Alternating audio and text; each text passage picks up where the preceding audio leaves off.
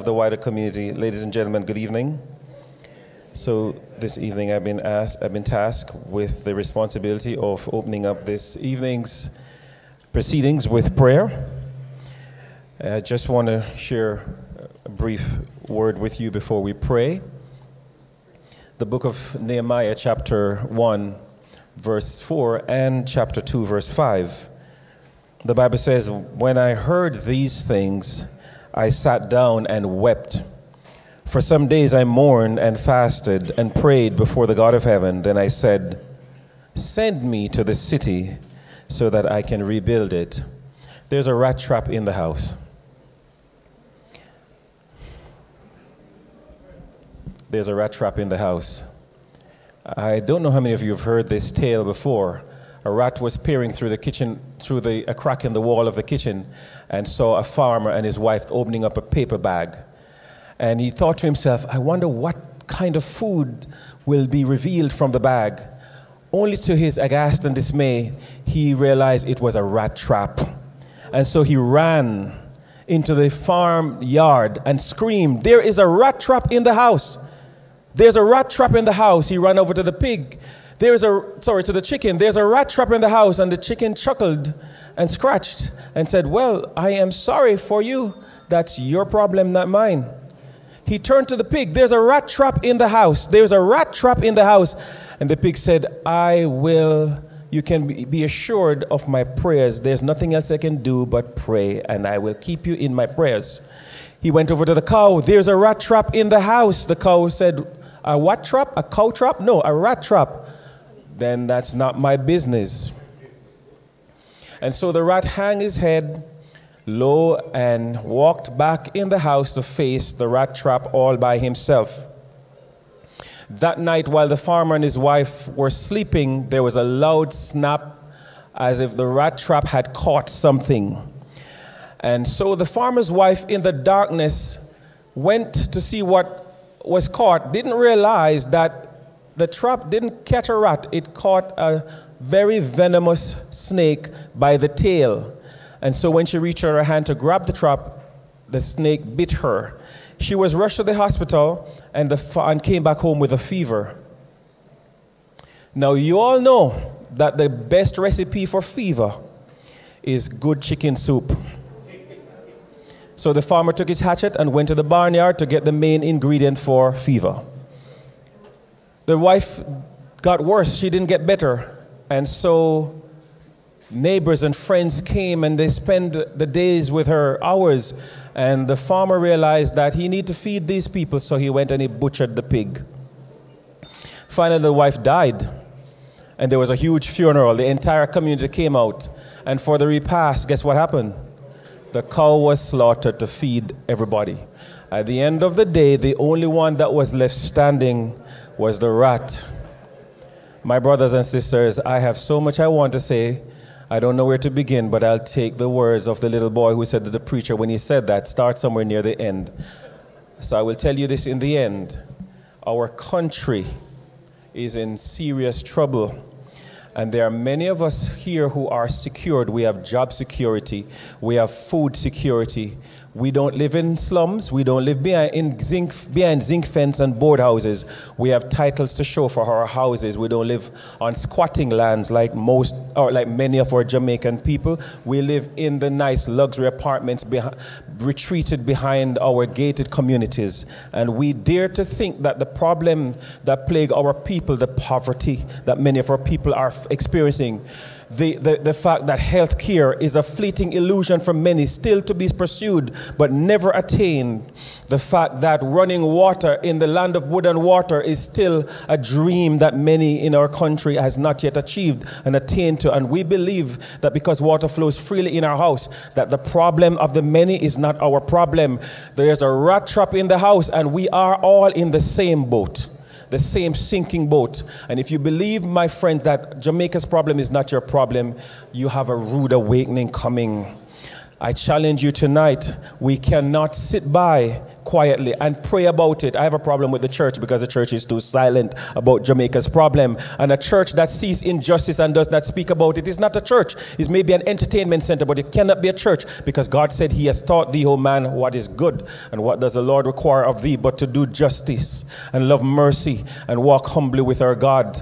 The exploitation of our people is everybody's problem. Our craft traders who are suffering, even though they're cruise ship in the harbor, and the craft markets are ghost towns, is everybody's problem. When we have people come to our country and set up shop beside our Jamaican shops and run them out of business by offering same service and goods at cheaper prices, is everybody's business. There's a rat trap in the house, and we all have to do something about it. Let us pray.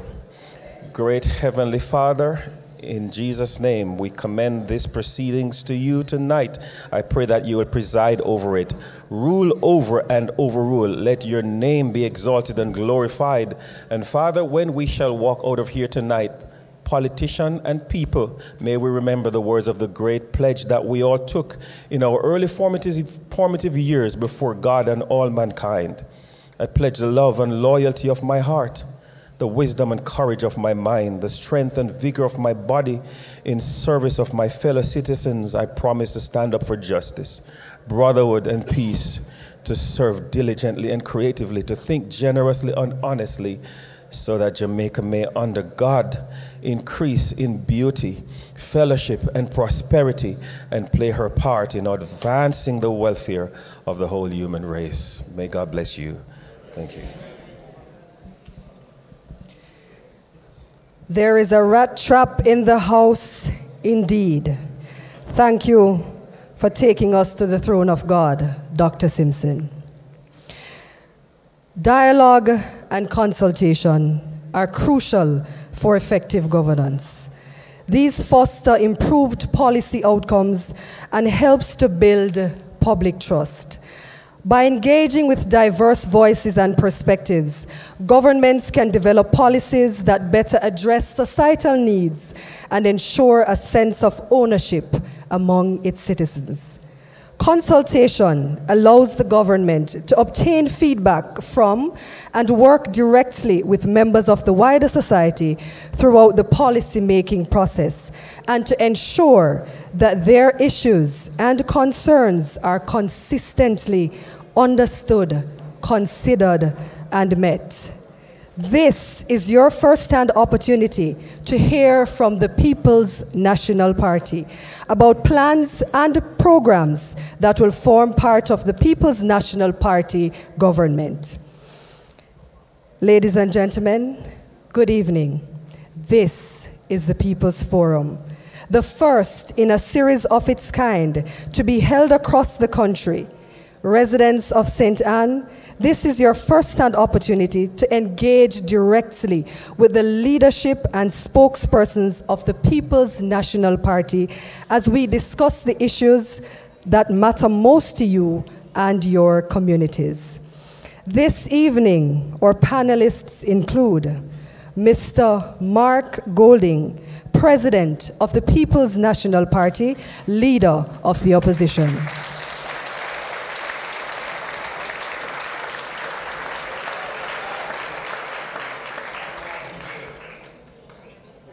Senator Professor Floyd Morris, Shadow Minister of Housing and Sustainable Living.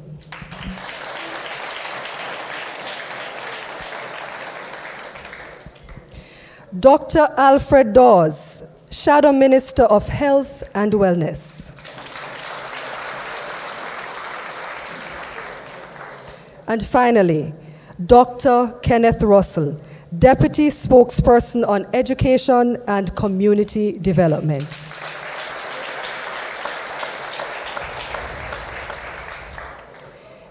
May I ask Senator Gabriella Morris to officially welcome you.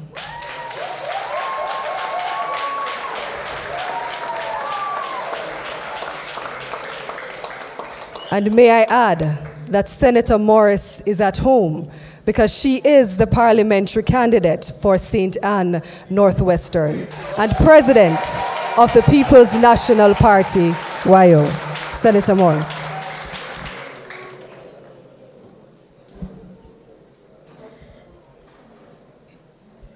Let me start by acknowledging and welcoming to Northwest St. Anne, our leader of the opposition and of the People's National Party, and the next Prime Minister of Jamaica, Mr. Mark Golding.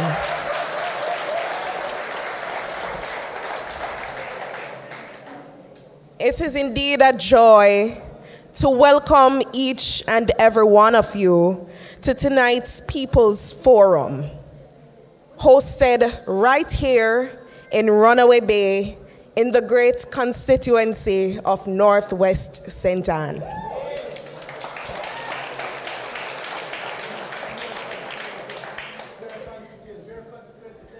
And it's my constituency. As the People's National Party's caretaker for Northwest St. Anne, I am deeply honored to host you in our constituency for this, the first leg of the National Town Hall series dubbed the People's Forum. Tonight, the voices of the people will echo in this room. Ideas will rise, and solutions will be shaped by the people, for the people. We have been joined by an exceptional team of national leaders who embody the heart and soul of the People's National Party, and I want to welcome our panelists here this afternoon. Let me also welcome the General Secretary of the People's National Party, Dr. Dane Campbell, who is also the spokesperson on agriculture. We are also joined by my fellow colleagues here in St. Anne, and I want to acknowledge them individually. Comrade Danishka Williams, stand and be recognized. Dr. Ryan Simpson, who you heard from before, and Dr. Kenneth Russell, who is also one of our panelists. Us four are dedicated to the task of walking the hills and valleys, of meeting with you, of working for you, of advocating on your behalf, and proving that St. Anne is indeed ready for renewal and for progress and for change.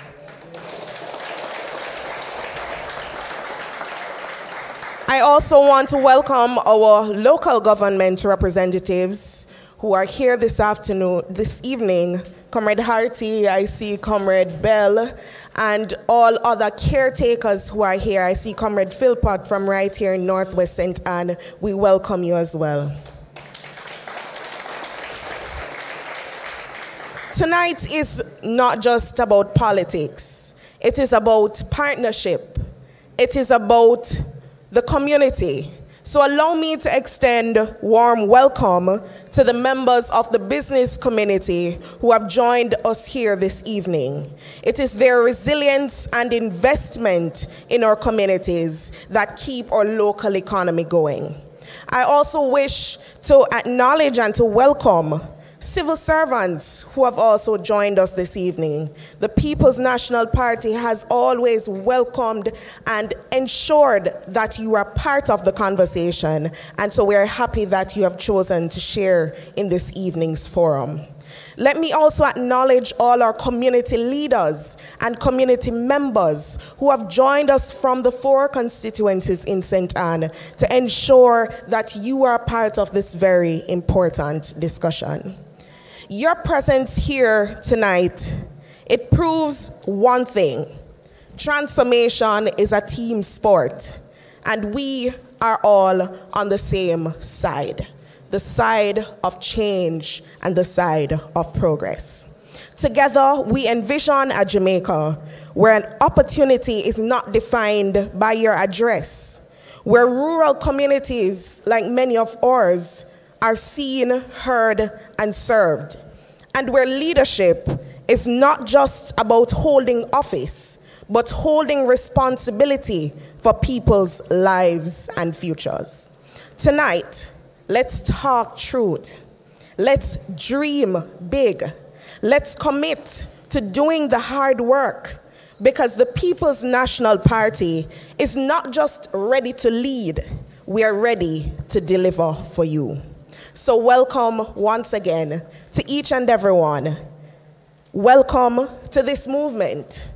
We invite you to listen to our mission, and we are happy that you are part of this defining moment in our nation's history. Let me also welcome members of the media who are here with us this evening. We're happy to have you.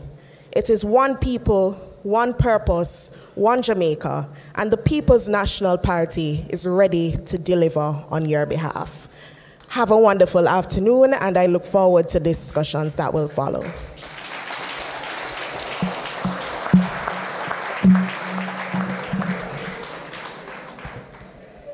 That was indeed the next Member of Parliament for St. Ann Northwestern, Senator Gabriella Morris.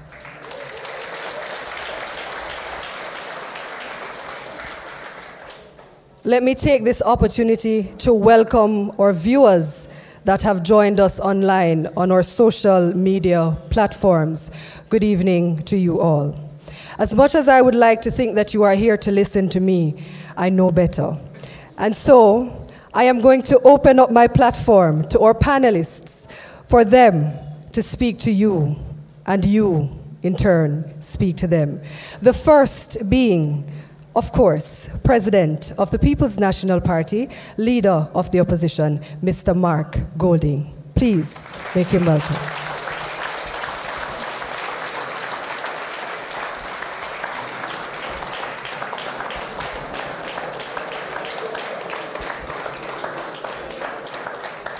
Thank you. Thank you very much, Madam Master of Ceremonies. I endorse and adopt the protocols which have been observed. Very glad to see our panelists here today, our candidates who are here today, our councillors and others. This is not intended as a political meeting, although it is being put on by the People's National Party. It is a community meeting which is designed to engage in what we believe in, which is participatory democracy. So this is an opportunity for us to share some ideas with the audience who is here. Some of them are people involved in politics. Many of you are not. Many of you are citizens in a variety of walks of life. We have heard business people, civil servants, and no doubt many other professionals, and so on. And you've come here to listen to what we have to say, and also perhaps to say some things of your own. And we appreciate that you should have this opportunity, and we want to listen to what you have to say, because we believe in a process of politics which engages with people, listens respectfully to what people have to say, and where what we do and the decisions we make are responsive to your concerns. That is really what the People's National Party is about in terms of how we practice politics. Jamaica is facing a general election shortly, which will be another opportunity for the people of this country, in particular those who are registered voters, to express their will as to how the country should move forward. I am very pleased that we have a panel here tonight with such talent, and it really augurs well, I think, for the future of Jamaica that we have a panel with two candidates and somebody who is a senator. The senator is a professor at the University of the West Indies. One of the candidates is a medical doctor, a consultant surgeon. The other is a person who has a doctorate from Harvard University. These are distinguished Jamaicans, relatively young Jamaicans, who have put themselves forward to serve the people of Jamaica through the political process. And I must say that I am proud that under my leadership we have been attracting candidates of this kind of quality, and it's not limited to those who are on the panel. Across Jamaica, we have many candidates who are outstanding and who will, when given the chance after the next general elections, be able to serve the people of Jamaica at a very high standard. Our country is facing numerous challenges. We have, of course, many accomplishments of which we must be proud. Perhaps the biggest one is the sustainability of our public finances, which over the last decade, across administrations, decade and a half really, a considerable effort has been made from administration to follow through on certain commitments that were written into the law under the Portia Simpson Miller administration, the fiscal rules and the fiscal responsibility framework. And because of our steadfastness and the continuity of policy, we have seen where Jamaica's public debt, which when we took government in 2012, was at an unsustainably high level of over 140% of GDP, has now been brought down within that period of time to somewhere just below 70% of GDP. This is a significant national achievement, though because of the nature of it, it's somewhat abstract and not everybody can really grasp it or understand it or feel it. But it is that which enables us to do so much more in government than was possible when our debt was eating up the lion's share of our budgetary resources each year. So this is a good platform on which Jamaica can move forward. However, we have many challenges that are holding us back. And we have not seen, despite those improvements in the public debt, we have not seen our economy take off. In fact, our economy is relatively stagnant. The rate of growth, which we have seen over the last 10 years, has really been minuscule. We have never even achieved 3% growth in a single year. And in several years, we've had rates of growth less than 1%, and last year we had negative growth, contributed to by the hurricane that hit us in July and the travel advisory that went out early in 2024, which had an impact on the tourism market and affected our arrivals and our room rates. But there's a broader question then. How is it that we have a stronger financial base as a country? We have good reserves, we have managed to bring unemployment down according to the official statistics. Inflation is relatively low and so on, yet we can't produce growth.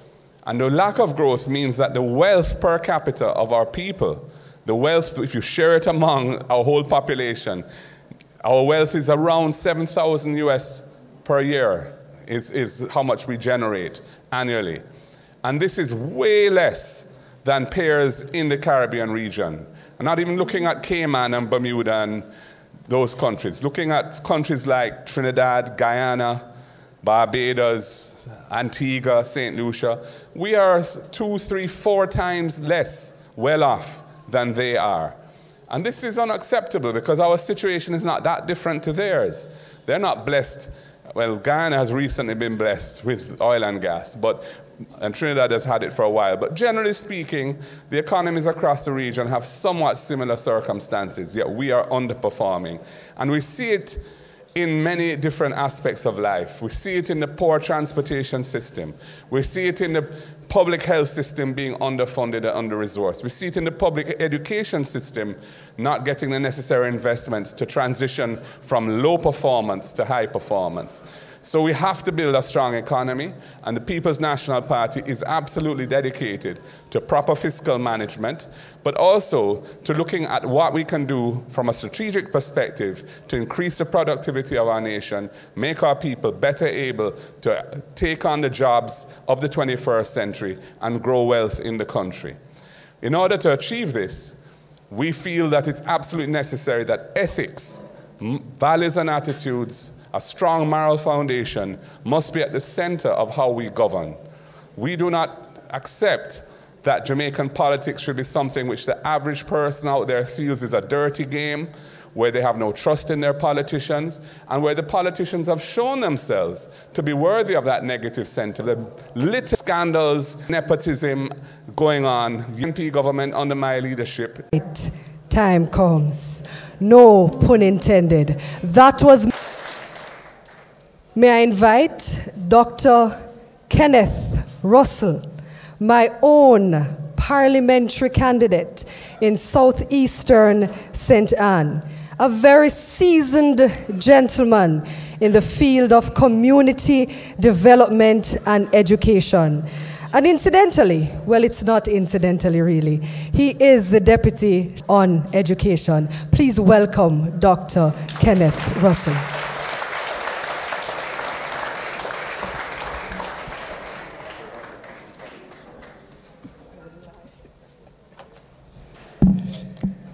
Good evening, everybody. I adopt the protocols. You can see why St. Anne should have a special place in that regard. I also want to acknowledge the councillors who are here, because I think we have 4 of the 5 councillors, and if you don't mind, I'll just ask you to stand up. And I have apologies for Comrade Garrick, who is not here, but I would like to acknowledge you because you are the one holding things together in the municipal corporation. So Comrade Harty, Comrade Jim, Comrade Bell, and Comrade Gohig are all here.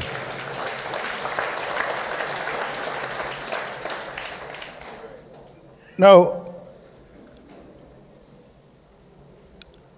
I want to talk about an unjust, inequitable, and I might even say uncaring education system. A system in which, if you're my son and you go to a certain school, 90% of the children will pass 5 subjects or more, with math included. But if you go to the average school in Jamaica, only about 1 in 5. Only about 1 in 5. Let that sink in. If you are a student in the secondary education system in this country, you have a 1 in 5 chance of leaving that system after 5 years with the basic requirements to matriculate, to work, or further studying as they should. Our children are not being bold and far-reaching. We want to start at the foundation. And that we know from the evidence. If you get it right in the early years, then things get easier. It's not perfect, but it gets easier at the other stages of the system. And so we will make investment in early childhood and primary education, prioritizing those years. And a part of what we intend to do is to ensure that we have full literacy and numeracy in the primary years, ensuring all children read at grade level by the end of grade 2, and automatic promotion, which is part of the problem. It's a system which tells you and makes it seem as if things are working because the children are moving. But if you're in a secondary school in this country, you will know that you have pathway 1 children who come to secondary and are not able to function even at a primary level.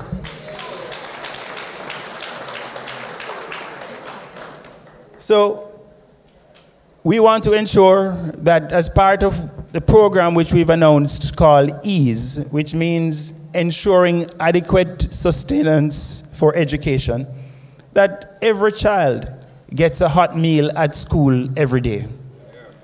Them say you can't love without money, but you can't learn for hungry belly either. And when the loudest sound you can hear is the sound of your stomach rumbling, you're not focused on what the teacher is saying. Basics, we have to get those right. So, in addition to that, our RIDE program, which is our rural initiative for delivering education, will ensure that you get to school. Because at the moment, as I said earlier on, we have an attendance problem. A major factor there has to do with transportation. And so we want to ensure that over the next administration, we increase the number of students who are getting a subsidy for transportation to school from the current 7,500 to 50,000. We want to get them there and feed them while they're there. So we're not just about making sure you get there and you stay there. We want to make sure the content is it that you learn when you. And a major part of what, and the comrade leader made mention of it earlier on, we want to make sure we have a government that is transparent and accountable. That starts with ensuring that our children are also learning ethics, our children are learning civics, and our children have the moral foundation that will tell us that wrong is wrong, right is right. And no better way to do that than to ensure the teachings of our homeboy, the right, excellent Marcus Mosiah Garvey, is taught in schools. So we have to look at the curriculum, and we intend to look at it, and to make sure the early years of school are focused, as we said earlier on literacy and numeracy, but also making sure our children are able to think, to be creative, and ensure moral, ethical lessons are integrated. And as I said, Marcus Garvey leading the way in that regard. Now, in this parish, we have about 26 or 27,000 students attending schools. What we do not have sufficient of is spaces for children with special needs. We have a system in this country which is actually pretty robust in design. But you know, if you design it perfectly and it's not implemented well, we have a problem. And right now, that's what we have. Good design, poor implementation. And so we intend to ensure that the system for screening, referral, and early intervention for children with special needs is made, given the resources that are required. And in some places, including in this parish, we create, and that is going to be revolutionary. Now, we know too that at the tertiary level, if you want to really transform a community, and dare I say a country, you have to give emphasis to tertiary education. We start at the bottom, we build up, and we ensure that at tertiary level, we have to own a home, to own a motor vehicle, etc. So we will change how student loan repayments are done. We want to make it more manageable. We want to make sure that when you're borrowing, you don't feel like it's a life sentence. You're not punishing yourself by borrowing. But, you know, so today a Teachers' Day, right? Being built by teachers, but also making sure we're standing, being built by teachers, but also making sure we're standing with teachers, because we know how central they are. And with teachers, because we know how central they are. A teacher is the number one most effective investment. The number one most effective investment you can make to improve learning, a child's learning. It's not a gadget, it's not the classroom, it's the teacher. And so our teacher support package is one that is going to touch on multiple facets of the teacher's life. Access to support from the NHT is a part of it. Graduated motor vehicle concessions, so that, as it is now, those concessions are the work I have done in multiple countries has contributed to the establishment of some of these councils.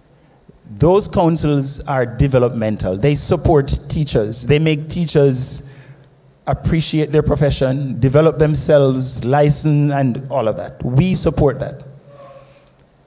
Our difficulty at the moment is that we have a bill which is punitive, which seems to want to catch the teacher doing something bad instead of helping the teacher to get better. They're playing gotcha.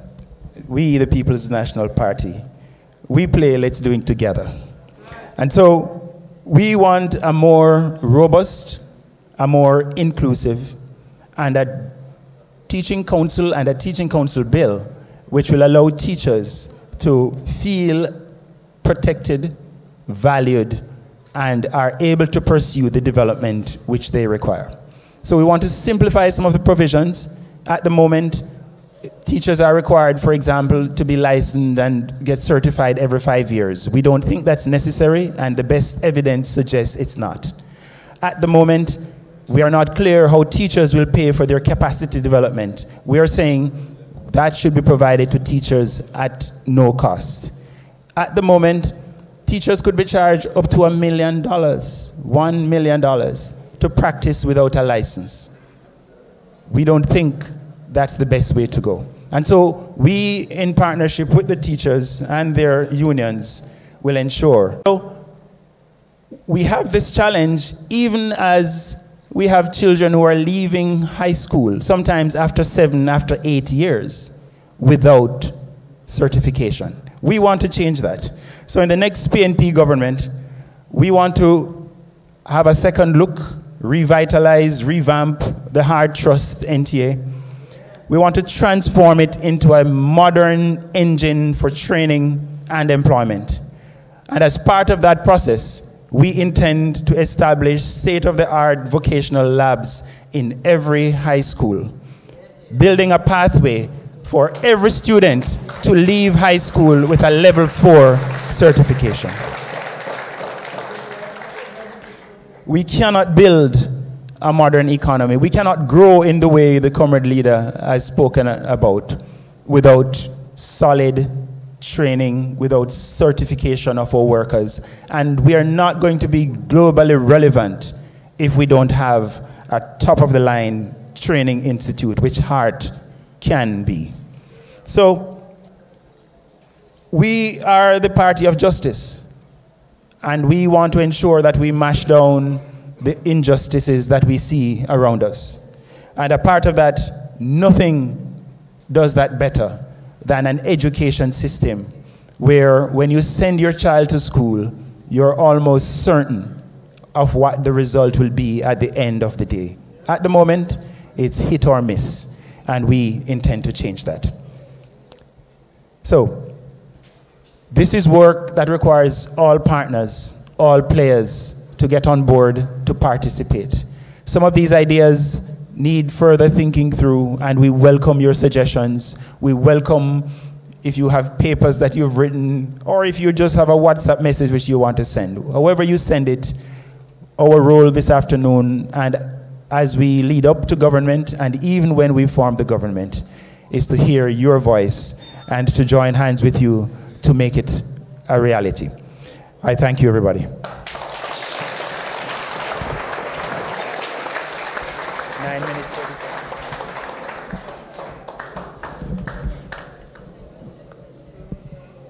To transform communities, emphasis must be placed on tertiary level education. Did I mention that that was Harvard graduate, Dr. Kenneth Russell?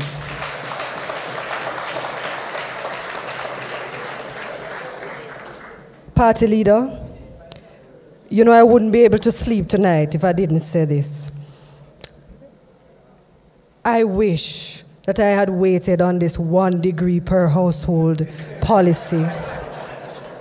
If I had just gotten wind of it, I would personally benefit from it, but my son will benefit in waiting, indeed. Please give Dr. Russell another round of applause.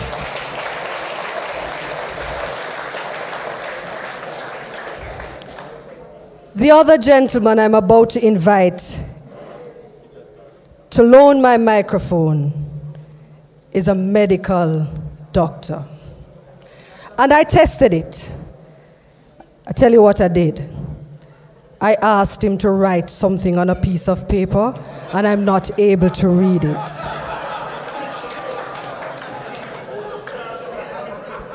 So the gentleman I am about to call to the microphone is the former president of the Medical Doctors Association and our shadow spokesperson on health and wellness, Dr. Alfred Dawes. Please make him welcome.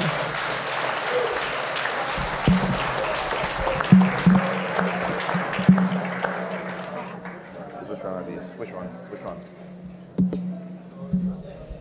Madam Chair, a real setup. Prime Minister in waiting, Mark Golden. And I can't wait until I can drop the in waiting. Other panelists, members of the political directorate, business community, family and friends, good evening. This evening, I want you, or I dare you, to dream with me. I don't want you to think about the sorry state of healthcare today. I think enough has been said about it. What I want you to do is to dream with me so that we can all make it a reality. My vision and the party's vision for healthcare in Jamaica. We must first accept that health is a human right. As much as you can breathe, move around, love, take care of your families, it is your right. And it is a necessity for economic development because a healthy population is a wealthy population. Productivity is dependent on health. We take sick days and we spend money and we don't produce. And that affects the bottom line, and that is going to be one of the reasons why we cannot grow at the rate at which we want to grow if we allow healthcare to continue to decline in Jamaica. And as such, it is the prerogative of the government to keep its population healthy. We must have citizens protected from companies discharging harmful chemicals into rivers. The government must protect his citizens from water in their pipes that is contaminated by bacteria found in feces. It is the prerogative of the government to ensure that harmful chemicals and additives in foods are not in our foods in Jamaica.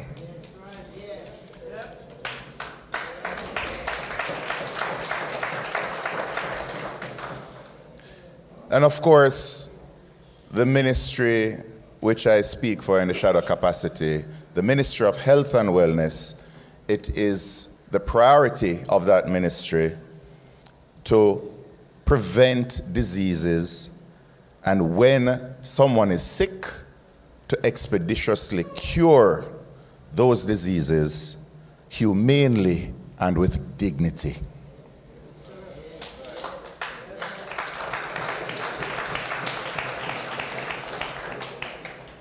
It means that at every point of contact, there must be quality health care, and it must be delivered by staff who understand customer service in conditions that are conducive to you going to the hospital and getting better and feeling good.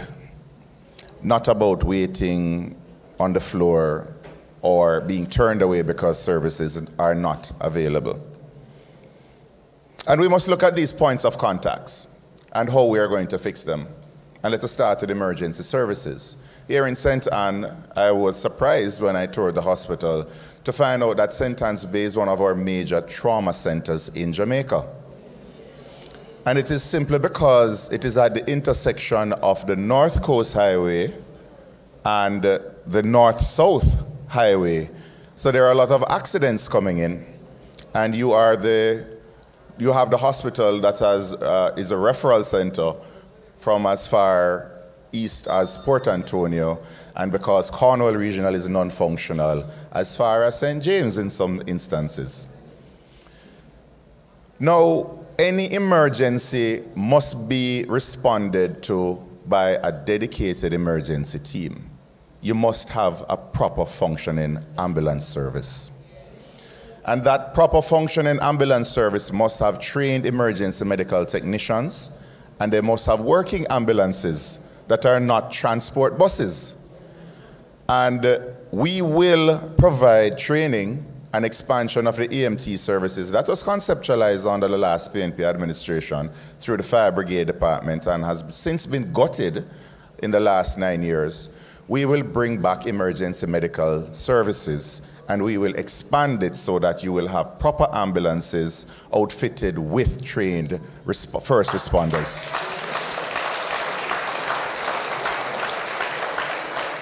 And that means when there's an accident, you won't see passers-by videotaping and pulling out people out of the wreck by their heads. We will stabilize patients and take them to different levels of trauma centers. And we will now look at how we're going to develop a comprehensive trauma center system across Jamaica, so that no matter where you are and you're in an accident, you will have quality health care just a few miles away.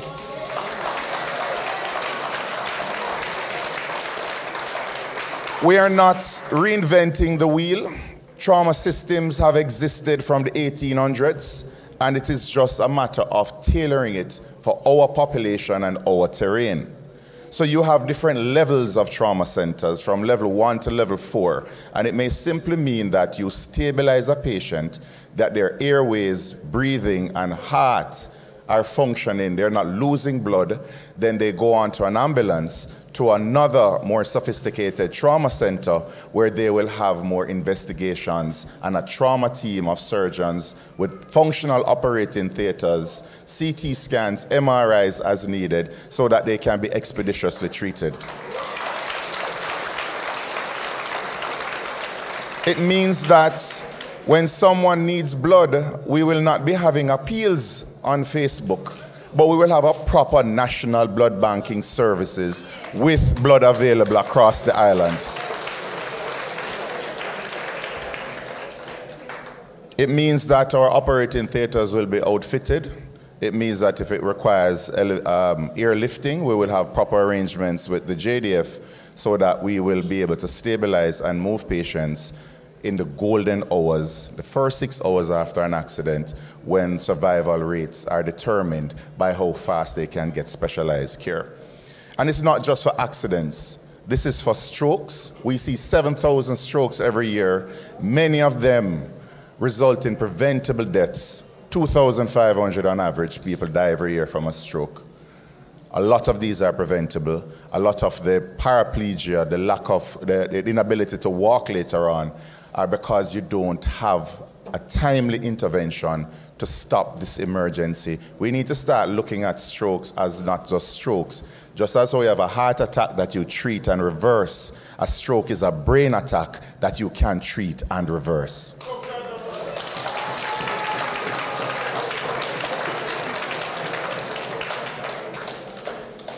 So we will revamp emergency services.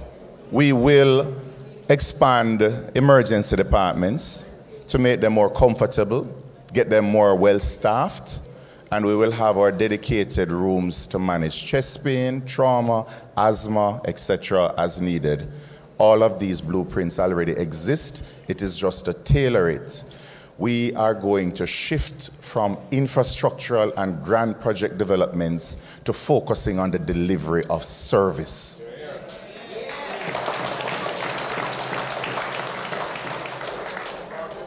It is the role of the Ministry of Health to try and prevent diseases, and if we do have diseases, to catch them at an early enough stage where treatment is easier, cheaper, and more effective. Anybody who cannot cook like myself knows that you out the fire on the stove before it spreads to the kitchen. We have half of Jamaicans with diabetes not knowing that they're diabetic. 40% of hypertensives not knowing that they're hypertensive. We are seeing breast cancers being picked up in 90% of cases with a lump, which means that they have had, the ladies unfortunately have had that cancer for over a year. 70% to 75% of colon cancers are picked up when they are advanced, and the majority of prostate cancers when they have already spread. Any woman who gets cervical cancer in 2025 has been failed by the system because it is an entirely preventable disease with proper pap smear screening of the population. And so the People's National Government will prioritize prevention. It means national screening programs.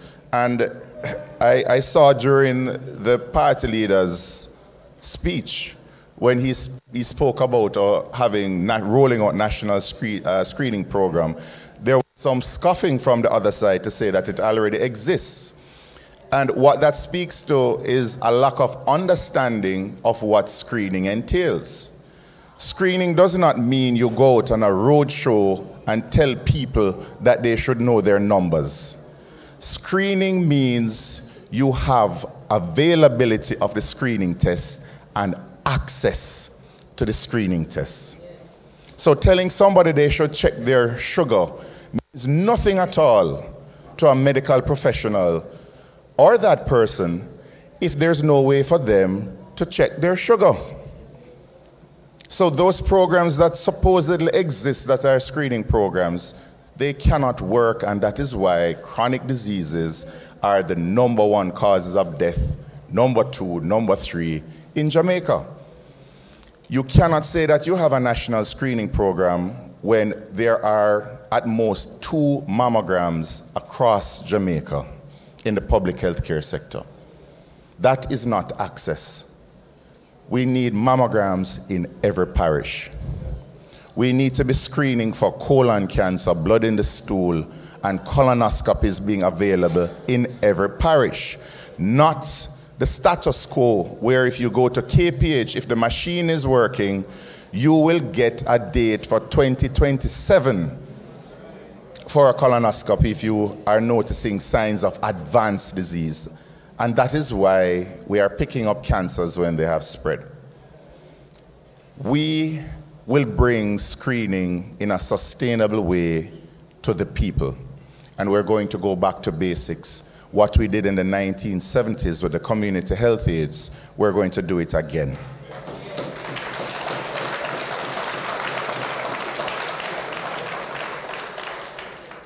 We combated communicable diseases, infectious diseases back then. We were one of the first countries in the Western Hemisphere to get rid of polio. We got rid of measles, rubella, malaria.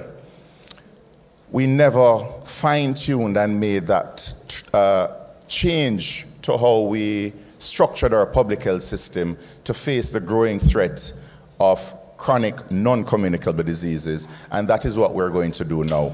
The community health aides will be retrained and sent out with point-of-care machines so that they can do screenings themselves at churches, community events, schools, or even going into homes and checking to see what somebody's sugar has been like over the last 6 months. You don't have to be fasting. The technology exists where we can tell you then and there, with a few drops of blood, whether or not you're diabetic, how bad that diabetes is, whether you're pre-diabetic, and then we can make the necessary interventions so that you don't become diabetic, or we get your diabetes under control before you have to seek health care at the hospital with a heart attack, kidney disease needing dialysis, or become one of the 15 people every month who get amputations. And that is how we plan to have a sustainable screening program. We will have mammograms, as I said, in every parish. We will have colonoscopy units. And I've spoken to some colleagues who have made submissions that were ignored about having training programs to increase the capacity of our local doctors to perform these life-saving procedures. We will work with those clinical professionals who are so eager to find the policymakers who support their dream of providing improved health care.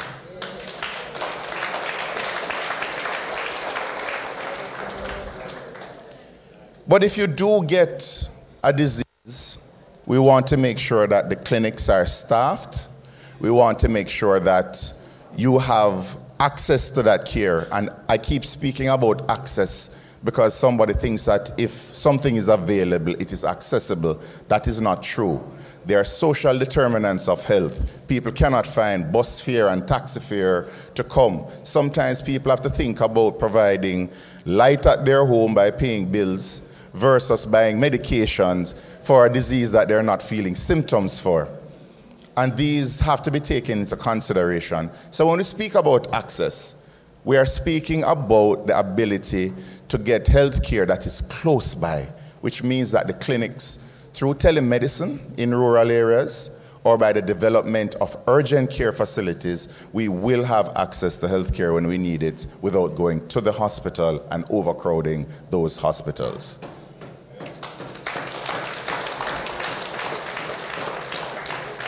These urgent care facilities are an improvement of what was tried and failed under the current administration, where they tried to extend the opening hours of clinics. Now, you as the user and any clinician who is treating those patients could have told them that it would have failed. Because if you come to me as a doctor in that clinic at 8 o'clock at night or 9 o'clock at night and you have a complaint, I need to do some blood tests and I need to do some x-rays to supplement my clinical examination so I can make a diagnosis, right? I can't just treat you and just give you antibiotics to go home without seeing whether or not an x-ray shows that you have a pneumonia. So you have sat down and waited and you have seen me in that clinic, and I'm going to write up a request form for you to go to the hospital now to go and get that x-ray. You're going to say, it doesn't make any sense, I go to the clinic since I still have to go to the hospital to wait again. And that is why that program failed. Now, again, as technology has evolved, we have point-of-care testing where you don't need a full, sophisticated lab. You can get the lab results drawn then and there, the blood, run in some point-of-care machines, and you spit out the results immediately. The doctor gets that and can make a decision. We have enough teleradiology units available where you can outfit a modular area unit, or you retrofit an existing area in a clinic with a simple x-ray, not one of those expensive ones that break down every minute, but practical units where the doctors and nurses can make the diagnosis without you going to the hospital and initiate treatment and you go home. Because 80% of visits to the emergency department do not require hospital admission. And when you have urgent care centers across Jamaica outfitted like that, less people will need to go to the hospitals. And of course, if you need to, remember we have a working ambulance service for transport. We have to address, of course, the challenges. And staffing is a major problem, especially in rural areas. And in discussions with Senator Floyd Morris, Professor, we have already identified ways in which we can look at staff retention, and one of those incentives that we want to look at is to have 5,000 houses available for doctors and nurses coming out and starting their careers.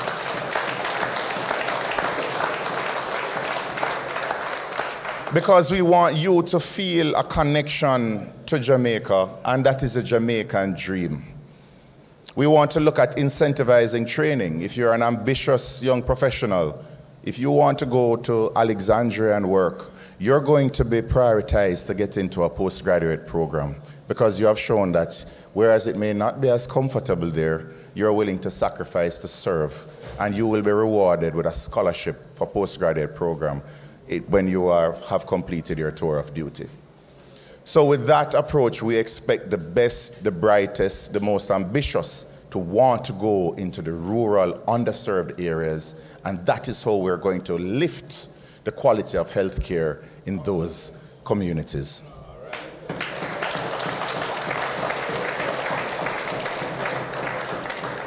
We have a problem with maintenance, whether it is of the plant or whether it's of the equipment.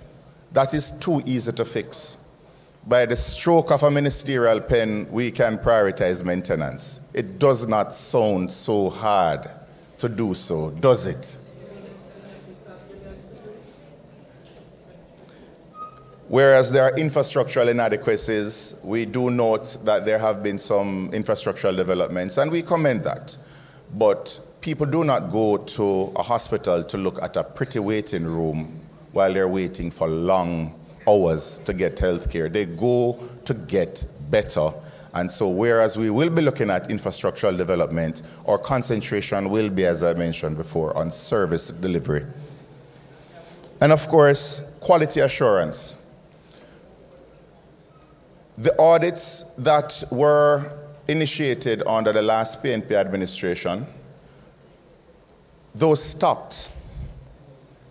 Nobody checked again to see if there was any mold in the operating theaters, whether ACs were working, whether infection control committees were functional.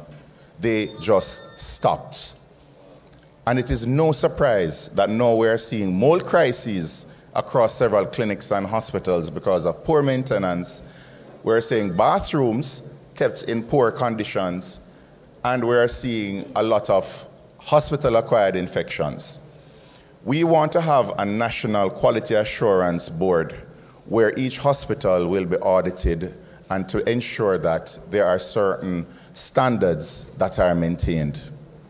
Whether it is in patient care, infection control, and certain parameters that will say, yes, you're cleaning the place properly. We're not going to have a lot of neonatal deaths and outbreaks. We're not going to have maternal deaths at a high rate as it was in the 1980s, as what exists now. And we're going to work on bringing these indicators to first world standards. And of course, administration and governance, there must be accountability, especially with how taxpayer dollars are spent. And in closing, because Madam Chairperson has come beside me and started to clear her throat. And I was telling Dr. Russell that he took 20 minutes, and I'm afraid of how long he's going to tell me I took up here. The next administration will realign the priorities of the Ministry of Health to service delivery, not optics, and not enrichment of a few. Thank you. Thank you.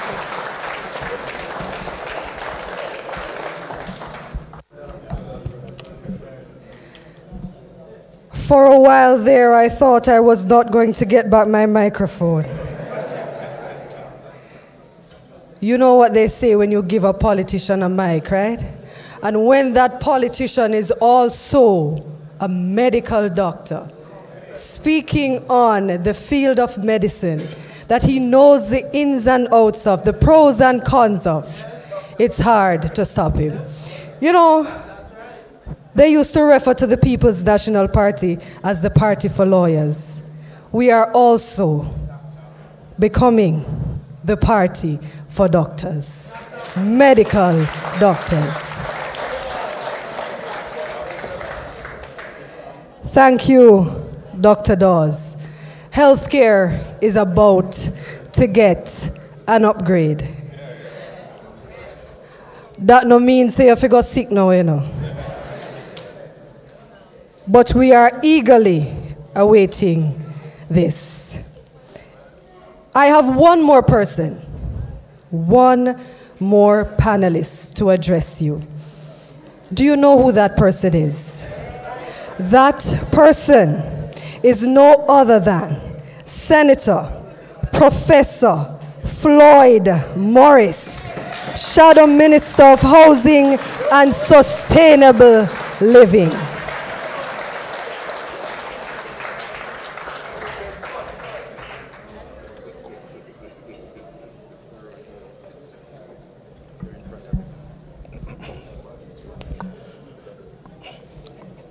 Madam Chairperson, leader of the opposition and president of the People's National Party and the next Prime Minister of Jamaica, Mr. Mark Jefferson Golding.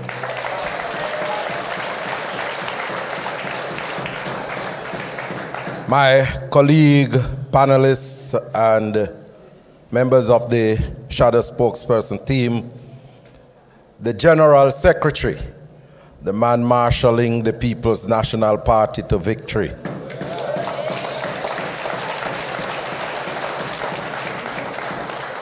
candidates and standard bearers for the People's National Party in the parishes of St. Anne and Trelawney, ladies and gentlemen, brothers and sisters, a pleasant good evening to you all. I am very happy to be here to participate in the first of a series dubbed the People's Forum. And it is very important for us to note and understand that we are starting off this series in three fundamental areas of life that touches on every single Jamaican citizens. And education, healthcare, and housing are all fundamental human rights. And it shows our value to these three areas. And so I am very joyful and happy to speak on the portfolio of housing and sustainable living, because I will tell you this, ladies and gentlemen, that 2 years ago, when I was called by my leader, and he said to me that I'm going to assign you the portfolio of housing and sustainable living, I deemed it a joy because it was a shift from the traditional areas that have been assigned to me as a person with a disability. And what my leader was saying to me is that, look, I see your talent as much bigger than just dealing with disability issues. I want you to manage the housing portfolio. And as I contemplated the task that he gave me, I have to make reference to the fact that I originate from a community called Bailey's Vale in St. Mary, a rural community where my mother grew me up in a 4-bedroom house with 8 children. And then those children start to expand the family and we moved to 15. And because of the caring nature of my family, my mother, she took in community members so that they could have food to eat and a roof over their head, and it expanded to over 20. So I understand the importance of shelter to the people of Jamaica. And so when I stand up here to speak to you, I am one of you. And I couldn't be a party to a grouping that is going to come and sell the Jamaican people hollow. A real stuff we are going to deal with now.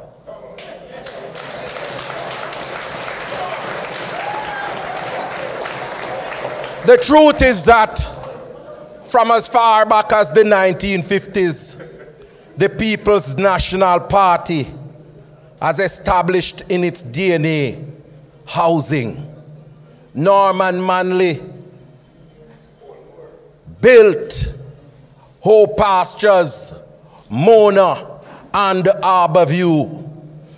And in the 1970s, having traveled Jamaica and seen our people living in bamboo houses, wattle and daub, and thatch houses, Michael Manley said that cannot continue, and he established the National Housing Trust, which to date have seen over 200,000 houses built in this country, changing the face of houses in Jamaica. And then in the 1990s, P.J. Patterson came with Operation Pride to provide land and housing for our people, and that is how people in Mount Edge come right in this constituency, get them houses. People in Bel Air in this constituency get their houses. And then in the mid-2000s, Portia Simpson Miller decided that her brothers and sisters must not continue to live in barracks houses. And so she tore down every one of them and built concrete houses for sugar workers across Jamaica. So it is in the DNA of the People's National Party to build quality and affordable houses. And so when my leader said to me, your mandate is to come up with a strategy to provide affordable houses to the people of Jamaica, I entered upon the reference and put together a task force that has worked with me to build out a number of strategies to ensure that we provide affordable houses to Jamaicans.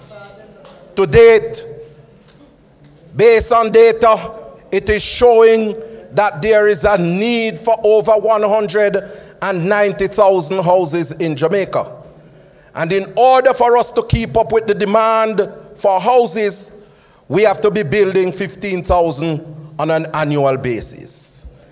The government of the day for the past 9 years have been building on average 2,300 houses per year. Last year, the NHT committed to build 15,009 houses to deliver to the market. They only delivered 2,754. If that is not a colossal failure, I don't know what else is. And so we have designed a number of strategies to tackle the housing crisis.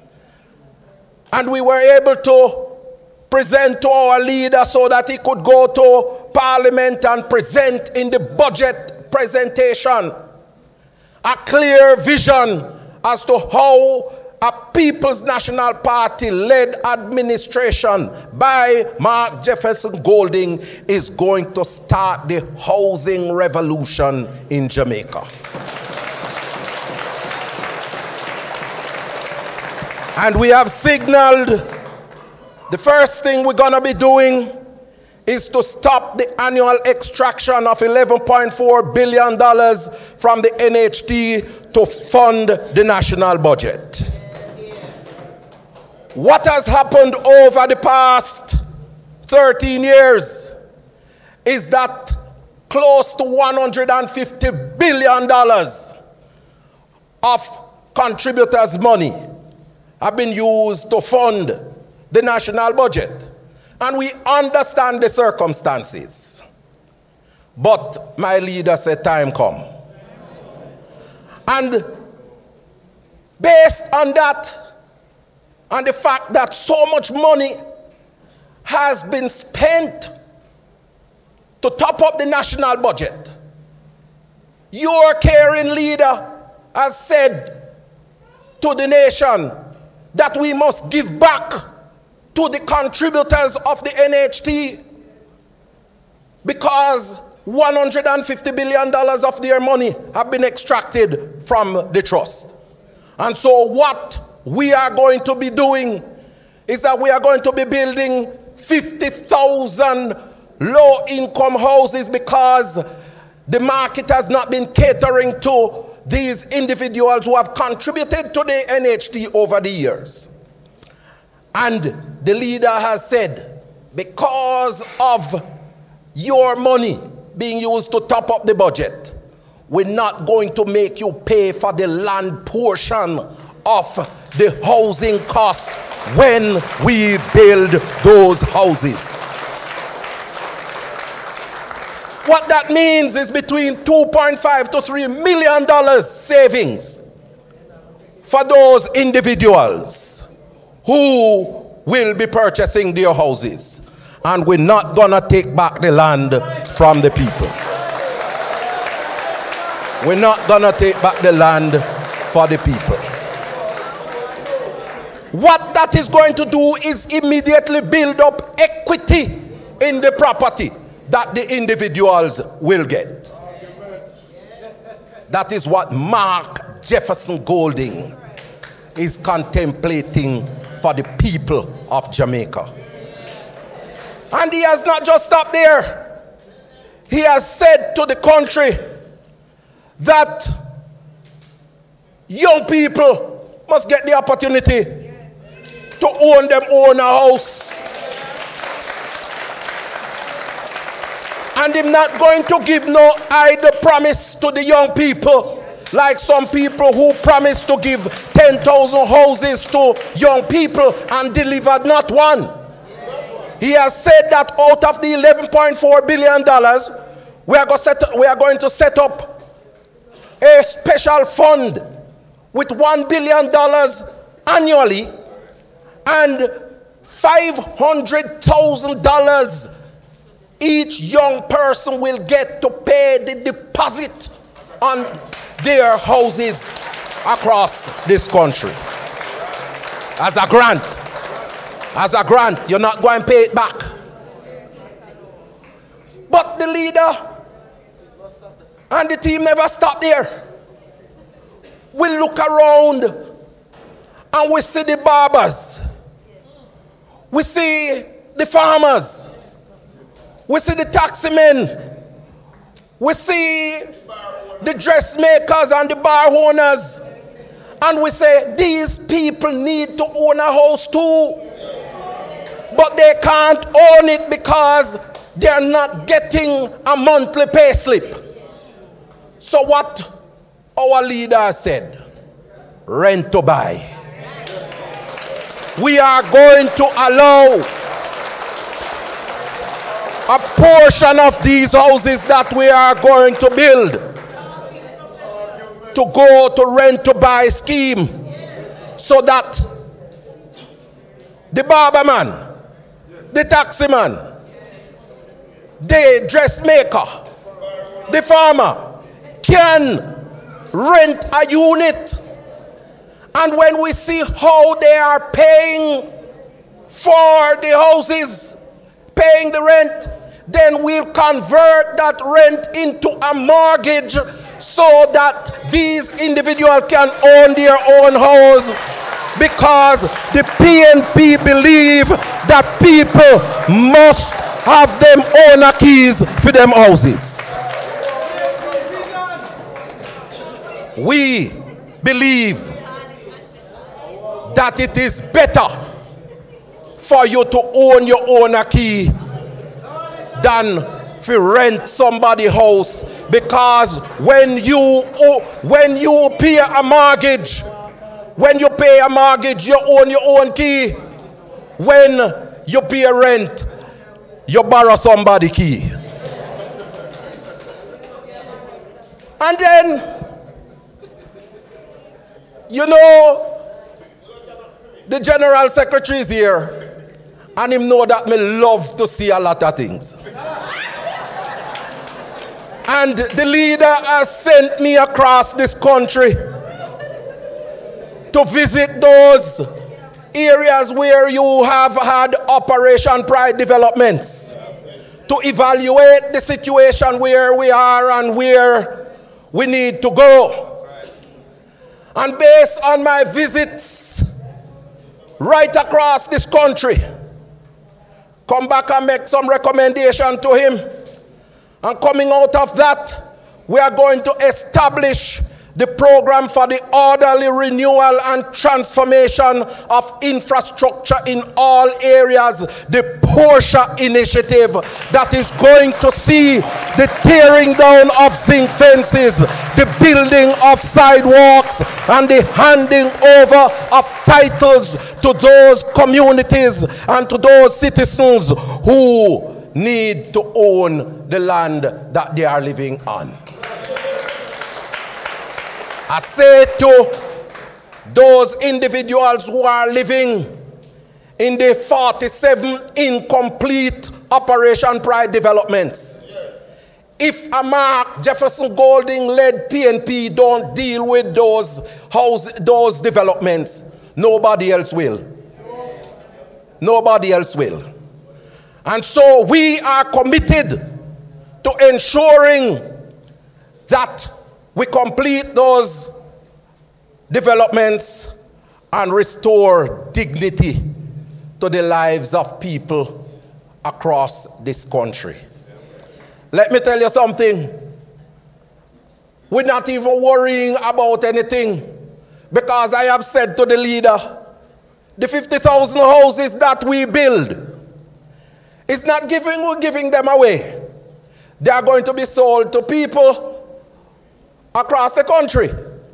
And we expect to make a profit.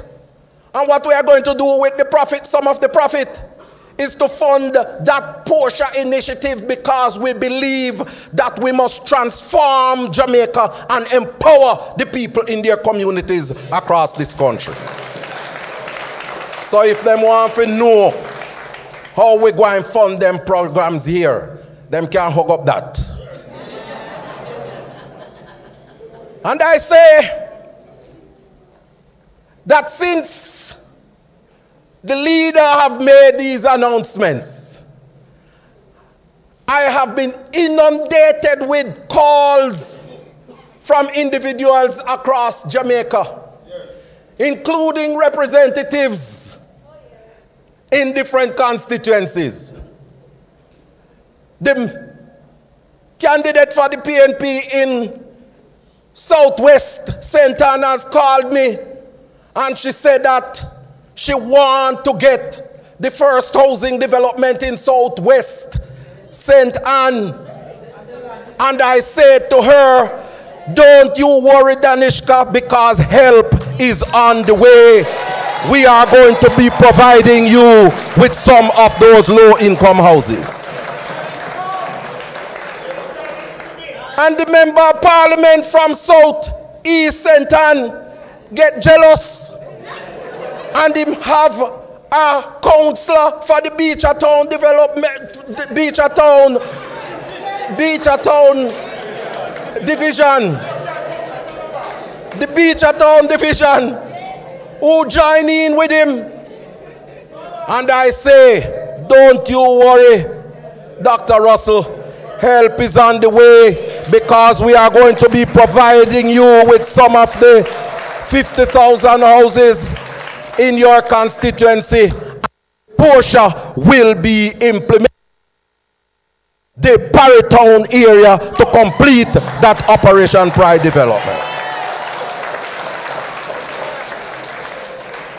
And if that wasn't enough, the member of parliament next for North East St. Anne, Dr. Simpson, call me and him say, listen me here say everybody I get something. What happened to North East St. Anne? I said to him, don't you worry, because the people in Miami Bay will be taken care of, and the people out there in Pimento Walk will be taken care of as well.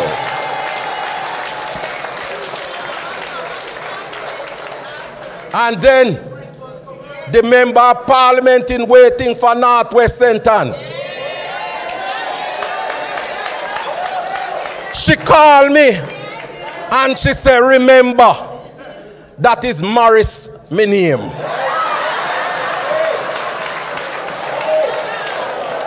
Remember that I am your political daughter. What is in it for me? And I said to her, don't you worry, because we have identified the largest block of land on the North Coast, and you're gonna be getting a brand new community in Mount Edgecombe 5, and we're gonna be building a significant block of houses there that will ensure that hotel workers and the people of Northwest St. Ann can get quality housing. So I say to you, Mark Jefferson Golding has given me a mandate, and I am going to deliver on that mandate, because it's the People's National Party that has said housing all the time, and we are going to continue on that trajectory to make sure that our people in Jamaica get access to quality and affordable housing. God bless you.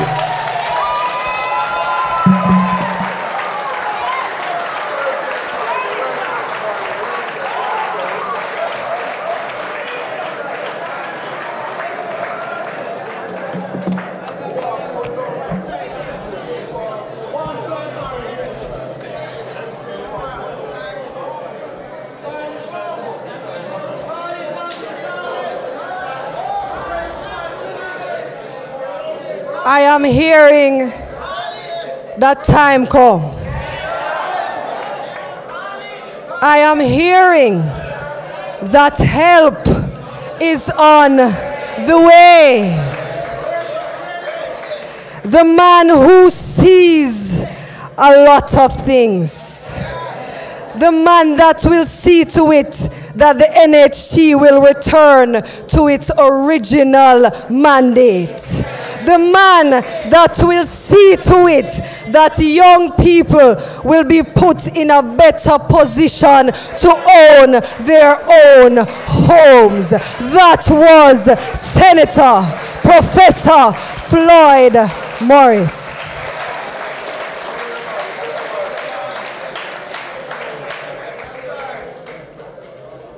We have important stuff to deal with. Which panelist said that? Senator Floyd Morris said we have important stuff to deal with. And we are about to deal with the important stuff. So ladies and gentlemen, this is where you get your opportunity to air your concerns, to give your suggestions to the leadership, to the spokespersons of the People's National Party, party that will form the next government of Jamaica. Yes, indeed. Mr. Martin, are we ready to open the floor? Do I have persons with questions for my panelists? Please indicate with a show of hands. Mr. Martin?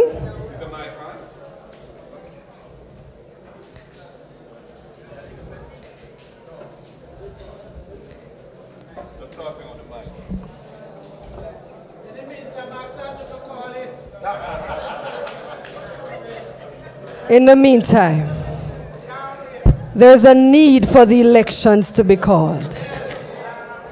We are eagerly waiting for the elections to be called. Indeed. You said next week. You're ready for your clinic. You're ready for your house. You're ready for everything. You're ready for a People's National Party-led government. Indeed. Have we sorted out the mic? Yes, we have. Just a minute. Just a minute. I'm going to ask for your undivided attention. Good evening. Just a minute, ma'am. Good evening. Just a minute. Basic instructions.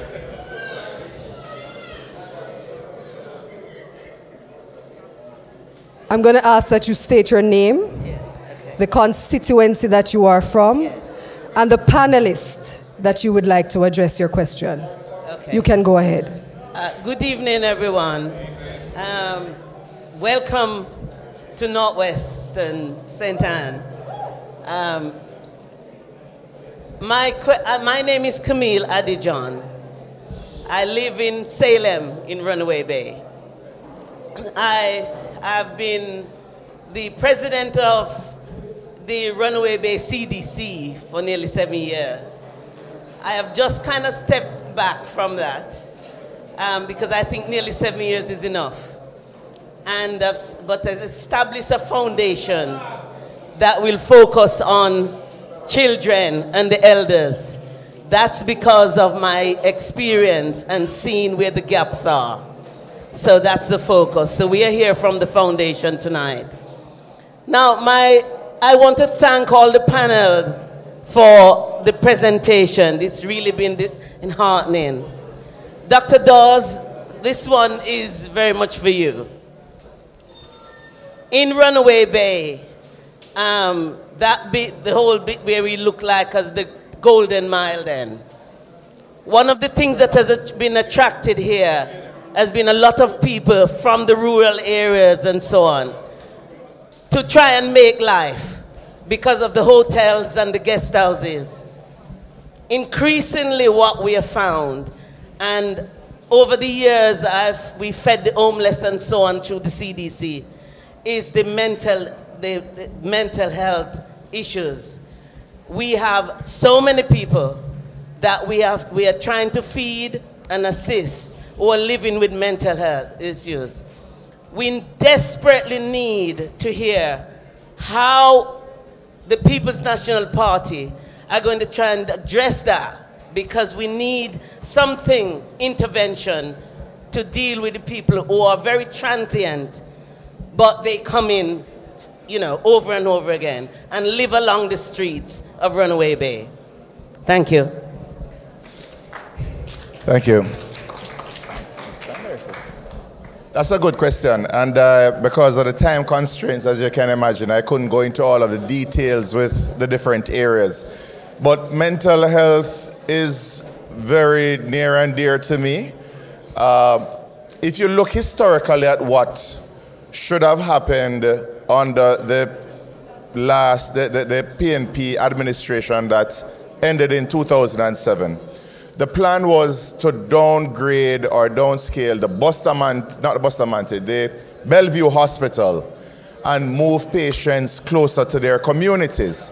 So you would have mental health care at the parish hospitals. Now you would have gotten treatment there, and then you would have had some, call them halfway houses, where you're a little bit more stable and you can be moved to these halfway houses where your relatives could come and visit you, where you would be slowly reintegrated into the community. But election came, the JLP administration came in, they downscaled Bellevue Hospital and did nothing to increase the capacity of the parish hospitals or create these halfway houses. And then by the time we assumed government again, it was austerity time when we were mandated to have a 7% surplus, so we could hardly do anything. So nothing has happened with respect to mental health in the last 9 years. We see persons in the community, mental health patients, they get psychotic breaks. There's an acute crisis team that goes in, grabs them, sometimes with the police, and sometimes this is after they attack someone, which is why you keep hearing about these savage attacks and it's somebody who is mentally challenged. Or they are beaten by members of the community because they're giving trouble. So they're taken to hospitals, their acute psychotic breaks are treated, and then they are discharged back into the community. Some of them may not be compliant with the medication. Some may go to poor relief shelters and so on. And some are with families who just cannot cope. So it's a cycle that repeats itself. So we have to now go back to the plan. And it's there again, a lot of these things that I'm speaking about. There are green papers, white papers. It's just about implementing them. So we need to get the hospitals adequately staffed with psychiatrists, psychiatric nurses, and psychiatric aides. and we need to develop these halfway houses, which would be similar to what you would have mentioned, where you would have community volunteers coming in to help these people reintegrated into society. And we're going to use arts, sports, music, etc. to, get them a little bit more functional. The other thing we have to look at is that we as a country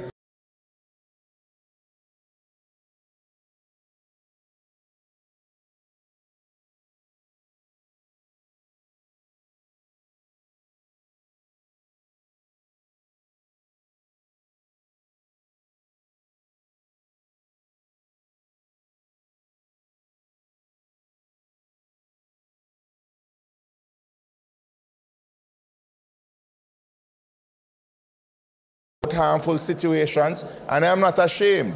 I do therapy, and therapy is an amazing thing. It helps me to deal with stress. It helps me to continually improve myself, work on myself, and it's one of the best things that has happened to me. Men think that this is taboo, and some people are probably looking down on me for saying it. No. Generational trauma that's passed on. We have to fix ourselves while the government helps to fix the mental health care system.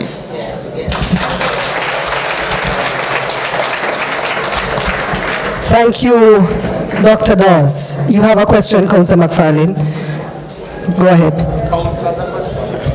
The councillor has a question.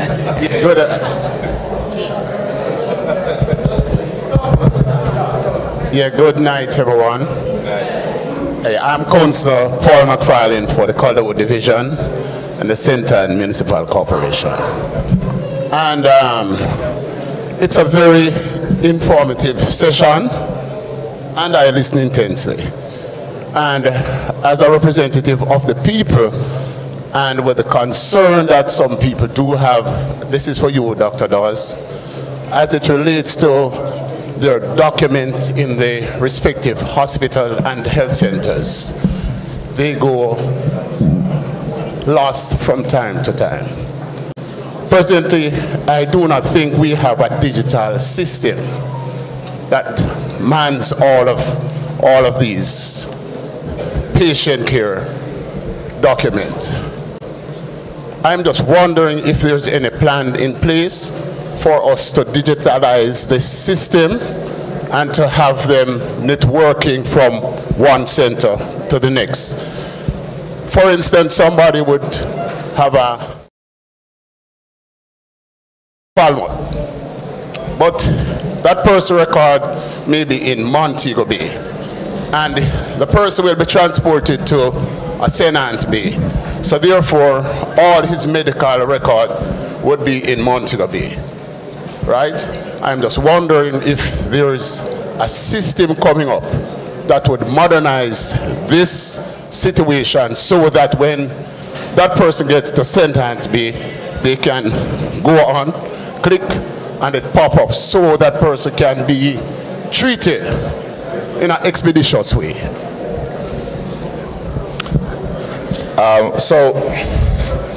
I don't know how many people were following it, but this is one of the issues that we had raised sometime last year. A request for proposals was made by the Ministry of Health for the provision of an electronic health records system. That should have been for about $450 million. The contract was awarded to a company, and the value of that contract was almost $800 million with no explanation as to why you had that massive variation. A lot of local contractors were excluded. Some would not have bid on that smaller value contract. So the process was flawed. Since implementation at several hospitals, there have been glaring gaps. So when you have a system, an electronic health record system, lab must be able to talk to it, X-ray must be able to talk to it, and it must be able to talk to the clinics and different hospitals. That is not the case. So we need to revisit this contract that was awarded, look at that system to see if it is the best value for money for taxpayers, And if it is a case where it is not, then we have to go back to the drawing board and get a system that we can implement across Jamaica. Now, in implementing these systems, is not just to buy software and put it on computers. You have to get the staff to own it, to buy in, and it must be easily used. And those are some of the things that we have to look at in getting an electronic health record system. But it is a priority. It is a part of, it is going to include what we're doing with our screening program. So the nurses going out and screening the communities, we would have all of that database uploaded for doctors and nurses to review. So what we want is a comprehensive digitization of health records that is HIPAA compliant to the Data Protection Act, and anywhere in Jamaica, and you can have access to that, to your results. So if you go to a doctor, you don't tell the doctor that you're taking some white pill or yellow pill. We should be able, what you say, you take blue pill? Sorry, not talking about that. We should be able to pull your drug records, your labs and x-rays and so on. And you can get care based on your medical history anywhere in Jamaica, whether it is public practice or private practice. So it is coming. Thanks again, Doc. Could you state your name, the constituency you are from, and the panelists that you are directing your question to? Good evening, sir. Thank you. Check. Good evening. Tom? All right, my name is Ronald Lyons, and I from the constituency of North West St. Ann, Bel-Air in particular. Dr. Russell, education. As a contractor here in Northwest, I provide transportation for various schools. And I must say, I heard you mention that when the next PNP government form the government, next PNP administration form government, you're going to ensure that there are things in place to assist these kids in going to school. And I must say, I truly welcome that, because as it is right now, it's a huge burden on most of us private contractors, because we have kids going to school right now. I have people on my contract that has paid one time since January, and it's one of the hardest things to tell them, don't come on the bus, because we know these kids must get an education, but at the end of the day it becomes a burden on us. So I'm saying to you, I will welcome that. Quickly, to like I said, I'm from Bel-Air, and I'm a former president of the Citizens Association. And for many years, we have been trying to get the local authorities to come to our rescue as it relates to the poor road conditions in the community, overgrown debris, and also improper lighting. We have several cars been stolen from the community. In the past, say 2 months, probably about 6 or 8 cars been stolen from there. And it's a result, we are literally almost cut off from one section of the community right now. And I personally have reached out to councillors, I reached out to MP, and I reached out to the mayor. And nothing has been done about this. So from where you sit, I'm going to ask that, you're not in government, but if you can nudge them to pay Bel-Air some attention, we really appreciate that. Thank you.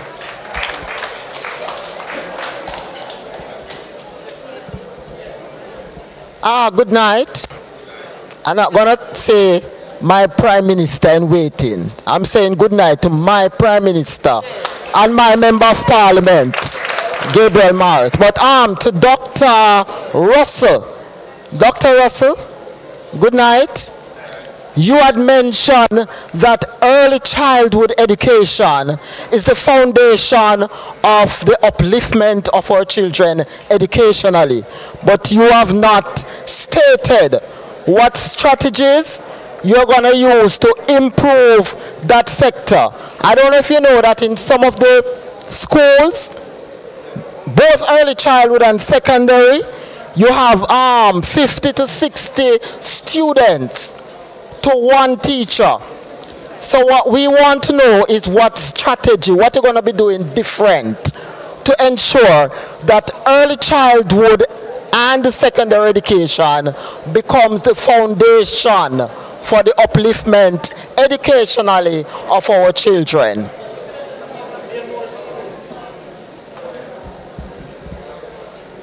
Okay, thank you. Let me, before I answer your question, respond quickly to Mr. Lyons' point.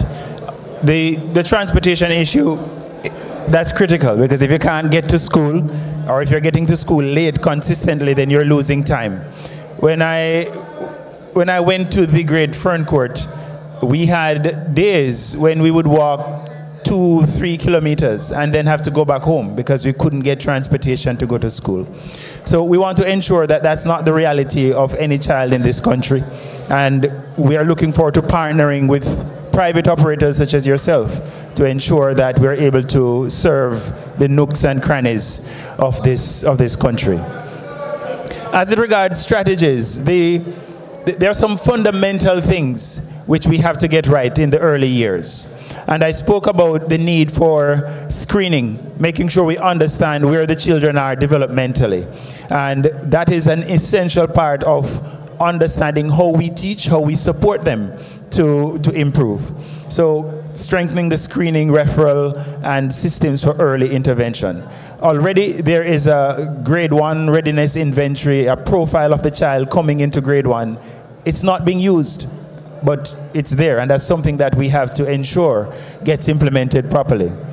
The second aspect of it, the system continues to be run primarily. A lot of the children of the early years are in the basic schools, which are of a different quality than the infant schools. And so we have to make sure that we're looking at that, providing the support where children are attending, and ensuring that we have quality teachers and the learning materials that are required in those spaces. At the moment, that is not the case. It's not consistent.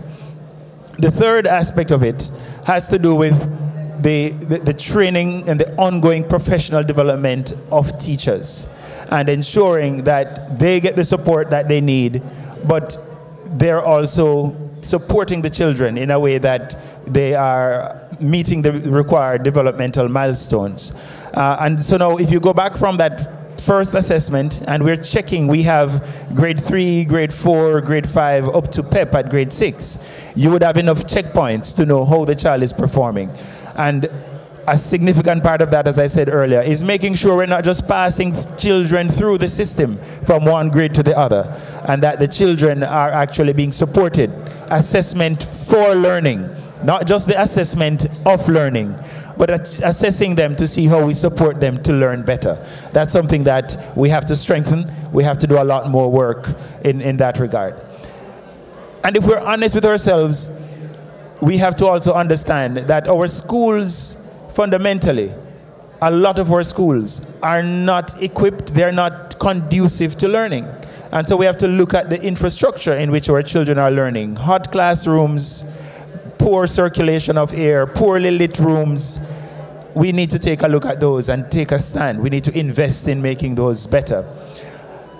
You know, we've said this on many political platforms. You know, it's difficult for us, I know I'm talking about people who are members of the People's National Party. We say power, right? A part of the power that we have is that of parents and their involvement in their communities. A significant contributor to how a predictor of how a child will perform is the involvement of parents. And so we have to make sure that we prioritize participation in schools, participation in the life of the learner, because that is going to be transformative. That is transformative. So those are the things that we need to emphasize. We need to make sure schools are welcoming to parents, that schools are engaging the communities. And it's not exciting work most of the times, but that's the work that needs to be done to ensure that we get the results that we want.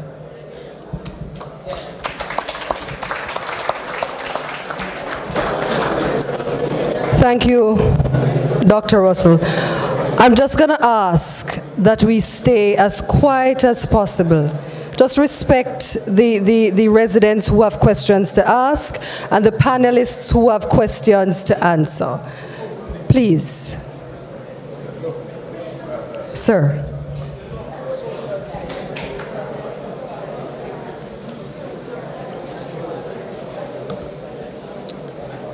Okay, good evening. Can you hear me?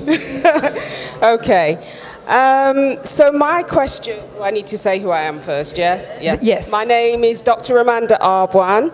I am here on behalf of the Discovery Bay CDC and also on behalf of an organization called JABEM, Jamaica Beach Birthright and Environment Movement. So my question is, and it's to all of the panelists, anyone who wishes to answer, are PMP prepared to provide, to promote as an election issue, affordable access to public beaches for everybody? So the reason I'm asking this is because the current government is selling a lot of beaches, you know, the beachfront property to hotels and to private individuals. And also public beaches are being leased, for example, to private companies. For example, Porto Seco is privately owned now. So people can access it if they can afford to pay $2,000 for each person. So imagine a family on a low income, it's not easy. So if I just stick to our local area, Discovery Bay, focusing on that, we have only one beach that is actually accessible to anybody, which is the Fisherman's Beach. Now at the same time, and I don't know if people are aware of this, but there is a green paper to reduce the number of Fisherman's Beaches as well across the whole island. So what we're seeing is a reduction of public access to beaches for Jamaican people. So are you, if you are elected, going to take on this issue and actually promote it as an election issue, please? Thank you, Doctor. Very important question and issue. So the answer is yes. We are committed to finding a solution to ensure access by our Jamaican people to Jamaica's beaches. We see this as a very important developmental issue, social issue, and really a historical correction that needs to take place. And I'm in touch with JABEM. I've had a couple of meetings with Dr. Devon Taylor, thank you, who I know his brother as well, Miguel, from a good while now. So the Beach Control Act has a provision in it which enables the licensing authority, the Beach Control Authority, to require an easement over a property to provide access to a beach where that property is privately owned. And if the terms and conditions of the grant of that easement are not agreed with the landowner, they can be determined independently, priced, and put in place. That provision is not being used, and I'm not sure why. It hasn't historically been used, but it exists. We recognize the importance of the tourism industry, and the reality is that Jamaica's tourism industry has evolved through the all-inclusive product primarily, and they have these enclaves where visitors come and they have a wonderful time. That model isn't sufficiently integrated into the society and the culture of Jamaica to ensure that Jamaica benefits from tourism to the extent it should. And part of this benefit must be that the beautiful assets of our country, our rivers and our beaches, must be made accessible. We intend to have good faith, respectful discussions with the hotel, defending the rights and interests of the Jamaican people. Across the Caribbean, there are many islands which depend on tourism, and none of them that I'm aware of have the same kind of exclusive approach to their beaches. To the contrary, their citizens can enjoy their beaches as well. And you know, we must have enough faith in ourselves that we can be hospitable and that we can coexist with our visitors in a way which will enhance the quality of their stay and their understanding of the country they visited, while allowing our people to participate and enjoy the island that is our home. So the answer is yes, we are committed to doing this by legislation if necessary, but by consensus is the preferred route. Thank you. Yeah.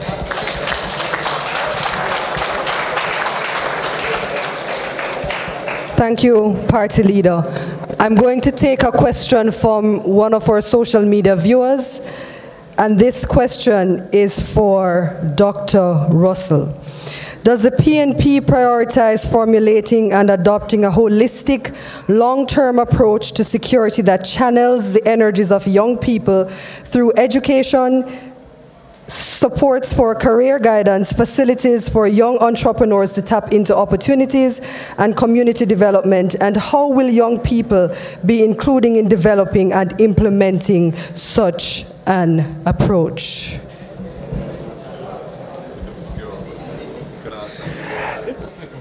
The short answer is yes. And the way we do this, remember, the child who is struggling at grade 1 or struggling at grade 2, if that's not corrected, is going to continue to struggle. That child has a higher risk of dropping out in secondary. I am on a board, secondary board, and you have children who the issues start early, they're not caught, they're not assessed, and so they become acute later on. So our approach is to ensure that you're keeping children in school, you're identifying and addressing the issues early, and then you support them as they go along the pathway in school. But then probably more significant is to make sure you help them with that transition from school to other opportunities. So that's work, that's entrepreneurship, that's tertiary education. And you've heard the different ways in which we intend to do that. When we have young people who have opportunities in their communities, and we haven't talked a lot about that tonight, but we want to make sure that within communities, and we know the conditions of a lot of the community centers, we want to make sure that those are active spaces where young people can express themselves, can have competitions, but can also just be a place for them to hang out or to continue their learning. So look at the trajectory. You're supported while you're in school from an early age. You're supported to transition, and you have a community where you also feel supported. That reduces the risk that a child is going to get involved in antisocial activities. And so the answer is yes. We want to ensure that young people are a part of the process. We have a very active youth organization, but as a party, we also will have structures in place to engage young people. And this is going to vary from ministry to ministry, but for the most part, making sure we have young people in decision-making capacities, including on some of the boards that we appoint people to. So we intend to take this a very holistic approach, and again, it starts early and then has to continue throughout the life cycle of the young people. Thank you very much, Doc. There's a question from someone over here. Yes, please. I can loan you my microphone. That's okay. All right. Okay, good evening, everyone. I'm Angela Trail Foster from Northeast St. Ann, Parish on Pimento Walk to be exact. And Sentence Bay Hospital is dubbed as the morgue. what systems, and this is for Comrade Leader and for Dr. Dawes, what system will you have in place to hold these hospitals accountable for negligence resulting in deaths?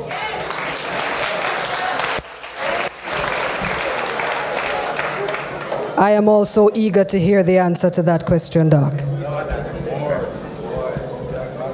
So that's, the truth is that whichever parish you go, you'll hear that that hospital is a morgue. We hear it a lot with Spanish Town, we hear it with Sav, we hear it.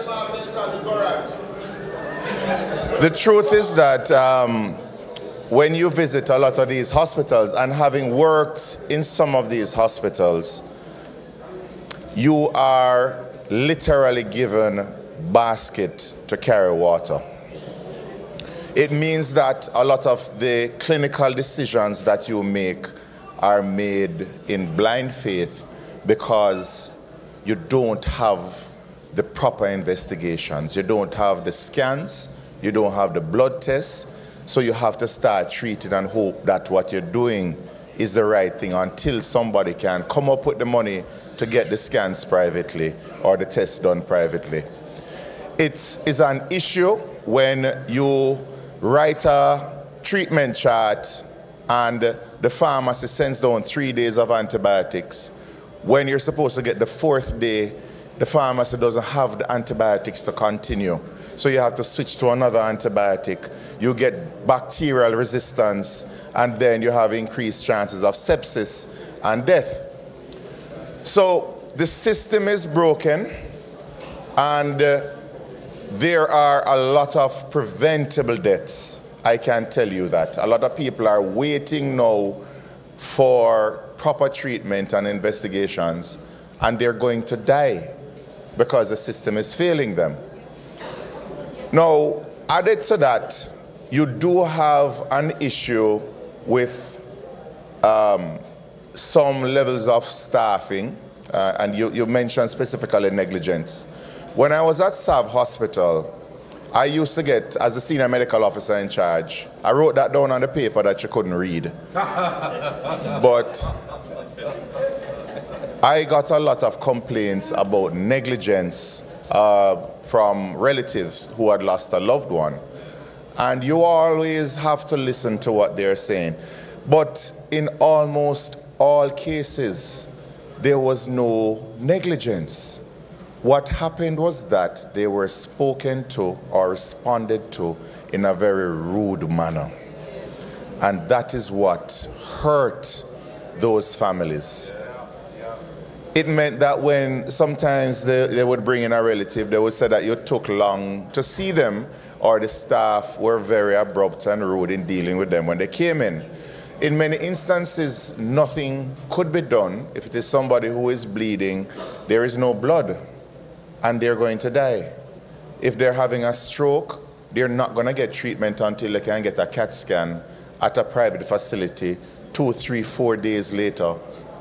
But the manner in which the staff spoke to them in that time of trauma is what they're holding on to and what they conflate with negligence. And this is why I said that when we administer treatment, we have to do it with dignity.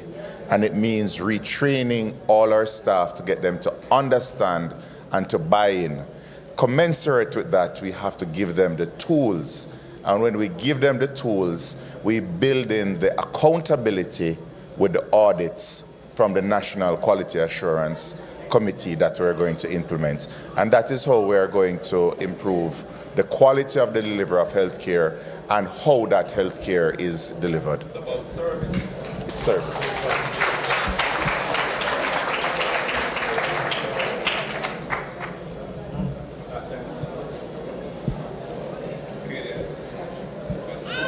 Yes, I'm just going to take this lady first.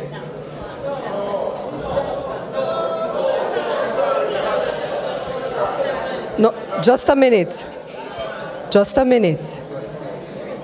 We've been concentrating on this side of the audience, and we are just bringing some equality. That's all. Just a minute. Good evening.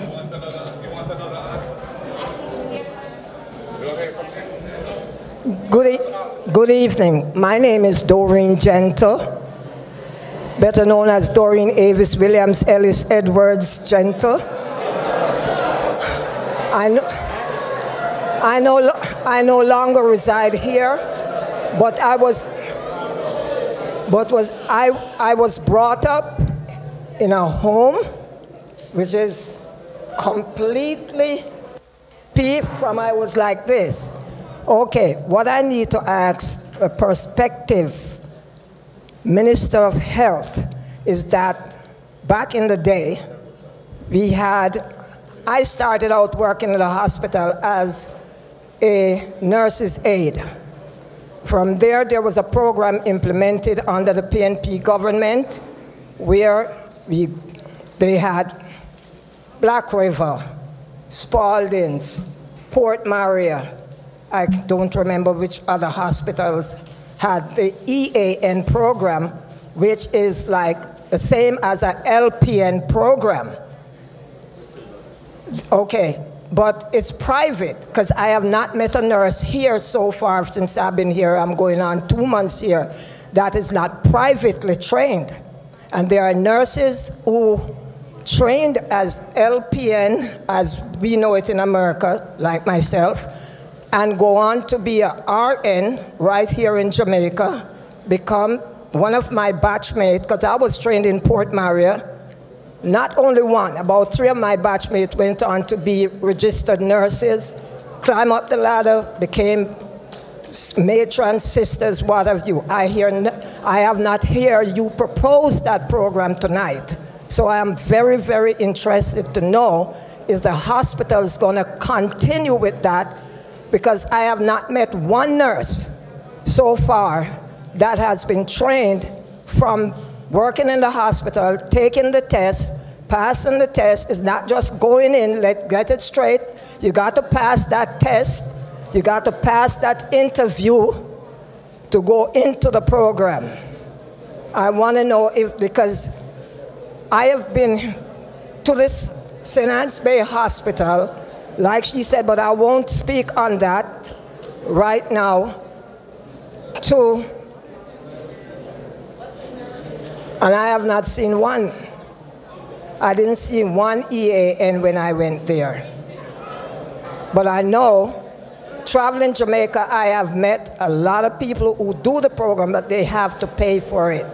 When I did the program, I was bonded for 1 year and 6 months. I couldn't go anywhere. I had to stay and work, which I did.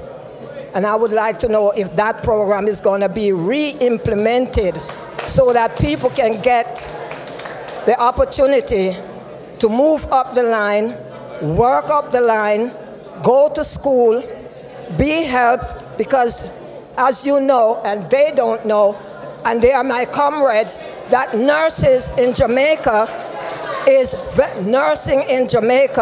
is not like nursing then, but we are very short, very, very short. They can make the noise they want. Thank you. I would like to hear your reply. Doc, could you? Yes, sir. I just answer it quickly. I'm going to ask that we just be quiet. Dr. Dawes provides his response. Could you clearly state the program that she's referring to? So when you go to a hospital, you'll have different nurses. You'll have the RN, who is a registered nurse, and they train for 4 years. The EAN, which my comrade and friend referred to, is the EAN, the enrolled assistant nurse, and they train for about 2 years.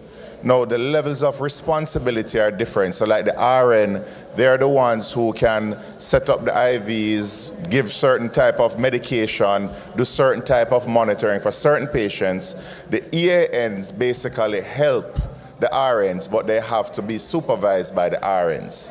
Now, many EANs, they go on, having gotten their EAN certification, they go on to do other subspecialties. So a lot of them go into the operating theaters and train and become scrub techs and assist with surgery. Some may go on and do midwifery.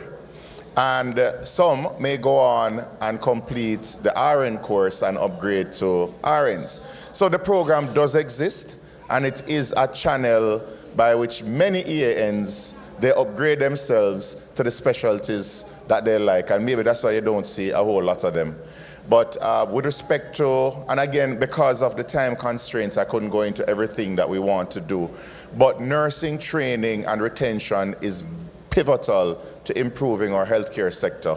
We have a high outflow of nurses, and we cannot compete with England, Canada, even our Caribbean neighbors, Bahamas, Cayman, in terms of what we pay them. We have to increase the input, the intake of nurses, and that means expanding training and specialist training opportunities for the nurses. Bonding will not work. We'll have to find some other ways to have nurses want to stay here and to disincentivize recruiters from coming in, taking our best and brightest nurses to go off. It is a worldwide problem in the global south, and it may mean cooperation with other countries to have training. We have actually had some discussions with the Cubans. They train a lot of medical personnel, medical doctors. The issue they have with training nurses in Cuba is the language barrier. There are more doctor trainers who will train the doctors rather than, they would teach the doctors Spanish, so they can get the medical training. They don't have that set up for nursing as yet, and that is something that we would have to look at developing with Cuba and other partners, where if it's a case where we can send away on scholarships many of our nurses to train, and they come back and they're bonded, then we can actually increase the number of nurses in hospitals. Thank you, Doc. You have a question, sir. Please state your name, the constituency you are from, and the panelists that you are directing your question to. Good night, everyone. My name is Kamara Nkrumah, Northwest. My question is directed to the incoming Prime Minister of Jamaica. Indeed. I will make a comment followed by the question. Yes. The construction industry is, I'm not too sure, but it could be the largest employment sector in the country at the present time. We have a situation where there's a lot of inflow of overseas workers into that particular industry. And the labor law, which protect Jamaican workers, are not practiced, none at all. The foreign workers are paid in US dollar. We are paid in Jamaican dollar to do the same amount of work. And the argument in Jamaica is that Jamaican workers don't have the skill, and that reference about Jamaican workers don't have the skill is just a taboo and a lie, because we have to clean up a lot of unfinished work that they do in the industry and still paid at Jamaica rate. And our money is the money that circulates in the country. Their money exported overseas. And therefore, I want to know what the government of the PNP going to do to ensure that the labor law is practiced so that Jamaican workers get equal pay within the industry.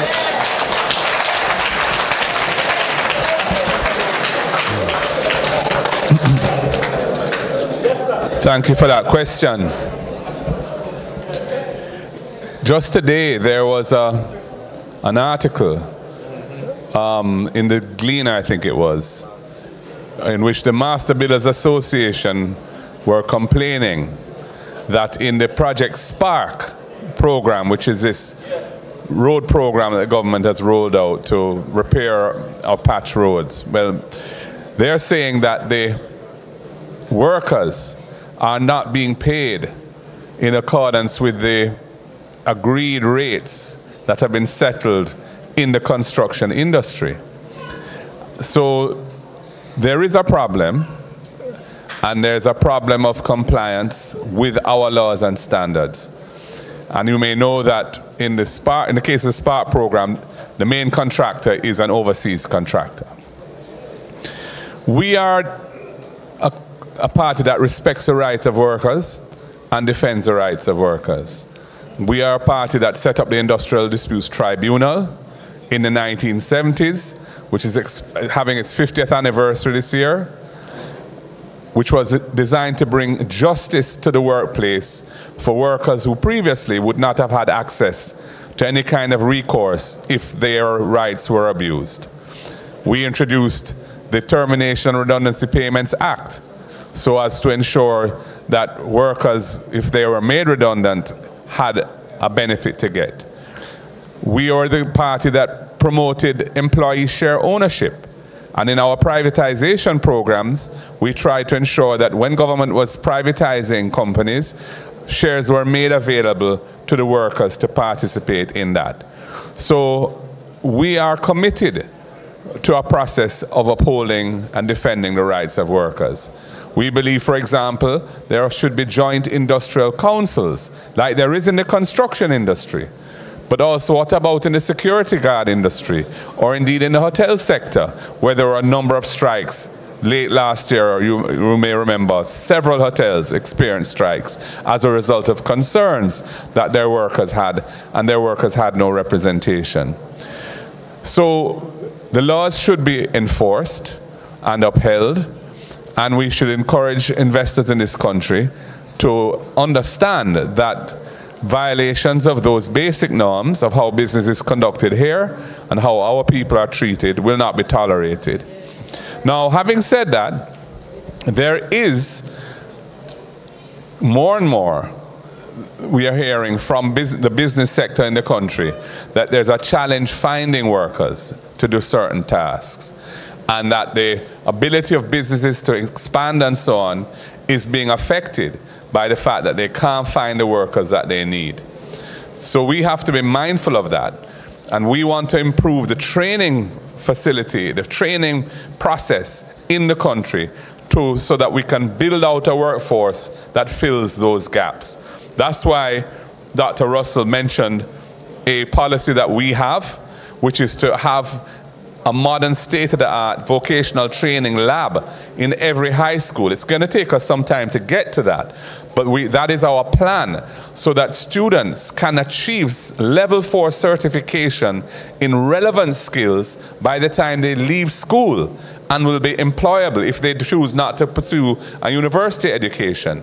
And not only employable, but employable in a job which has high value added because they will have the skills to do that type of work. We also want to encourage the private sector to expand their training facilities in cooperation with the state sector and HEART by matching dollar for dollar investment in training from the HEART resources to encourage the private sectors, entities to roll out the training that they can do.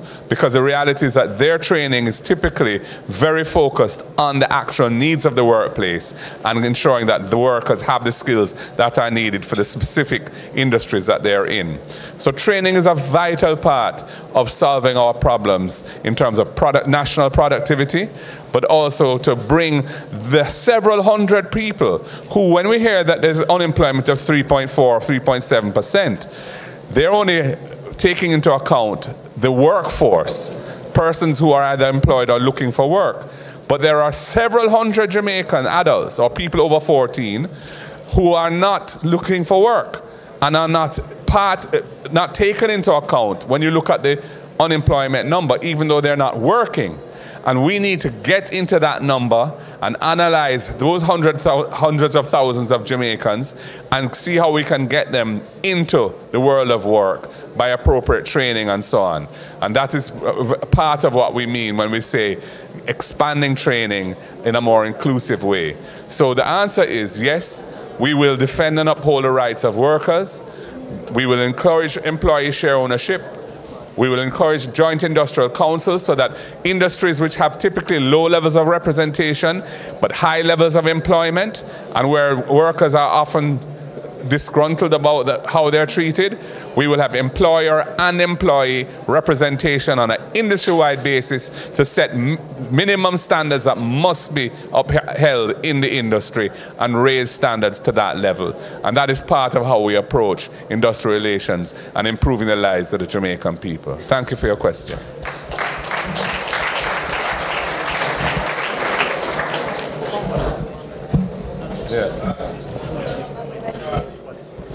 Yes, thank you. The young lady there who had asked a question about St. Anne's Bay Hospital, which had been responded to by Dr. Dawes, she wanted to hear from me on that topic. Well, what I would say is this. What we've seen is a steady decline in the population's sense of how healthcare standards are being maintained in the public health facilities.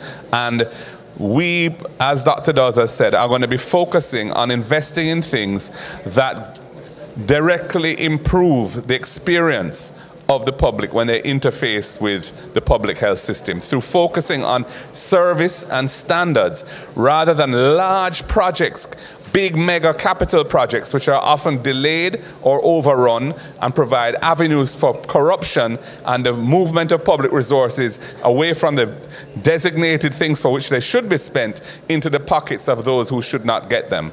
And when we see what has happened in Cornwall Regional Hospital, for example, where a project that should have been completed years ago and which was originally budgeted to be $2 billion or so has gone over $21 billion and all now can't finish, and it's pure PR going where they're having ribbon cutting for Cornwall Regional, and it's an administrative office which they've built, and the hospital itself is nowhere near ready.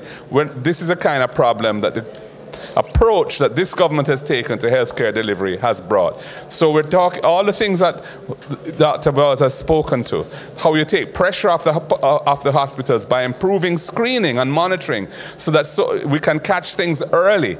So we are also having, acute care centers which are sufficiently staffed and equipped that you can deal with many problems that don't require hospitalization if they're addressed quickly. Take the pressure off of hospitals like St. Anne's Bay.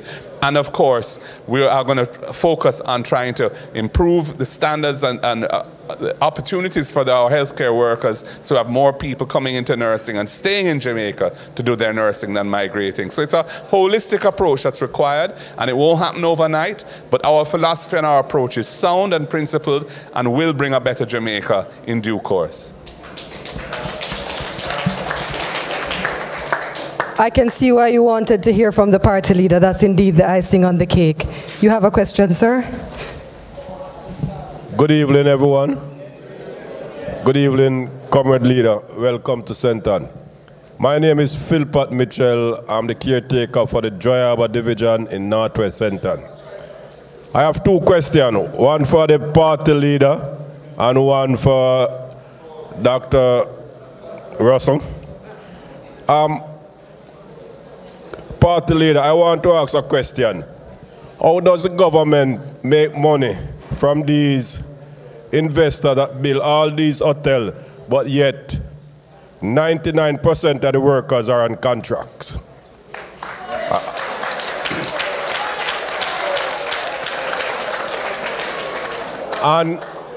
And Dr. Russell, what will the PMP party, when they go into power, pay the teachers more?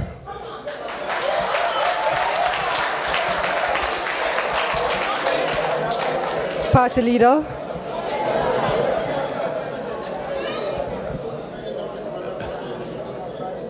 The use of contract work has become a problem in Jamaica because contract work is really appropriate where it's a short-term relationship with somebody who is not under the direction and control in the way they work of the employer, but is an independent person like a plumber or somebody, an electrician, somebody who's being engaged under a contract. What has happened in Jamaica is that in certain industries and in certain companies, they use the contract system to have a succession of rolling short-term arrangements so as to avoid a lot of the benefits that workers ought to be entitled to under our labor laws. And I have said, and I'll repeat it here now, that we will be bringing legislation in Jamaica to eliminate the abusive use of contracts at the workplace.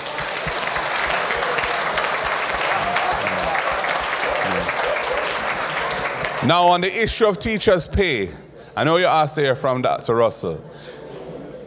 We have to look at everything. And we are very mindful of the need to ensure that our teachers are comfortable and want to stay in the school system. And so, if you've listened to Senator Crawford and Dr. Russell, you will see that we have a teacher retention strategy that involves a variety of different benefits that will be an incentive to teachers, including housing, including motor vehicle allowances, including student debt forgiveness, variety of things that we are targeting the teachers and the public servants generally as well, for some of them, to encourage them to stay. I do not want to comment specifically on the issue of salaries, and Comrade Philpott, you should know better than asking me that.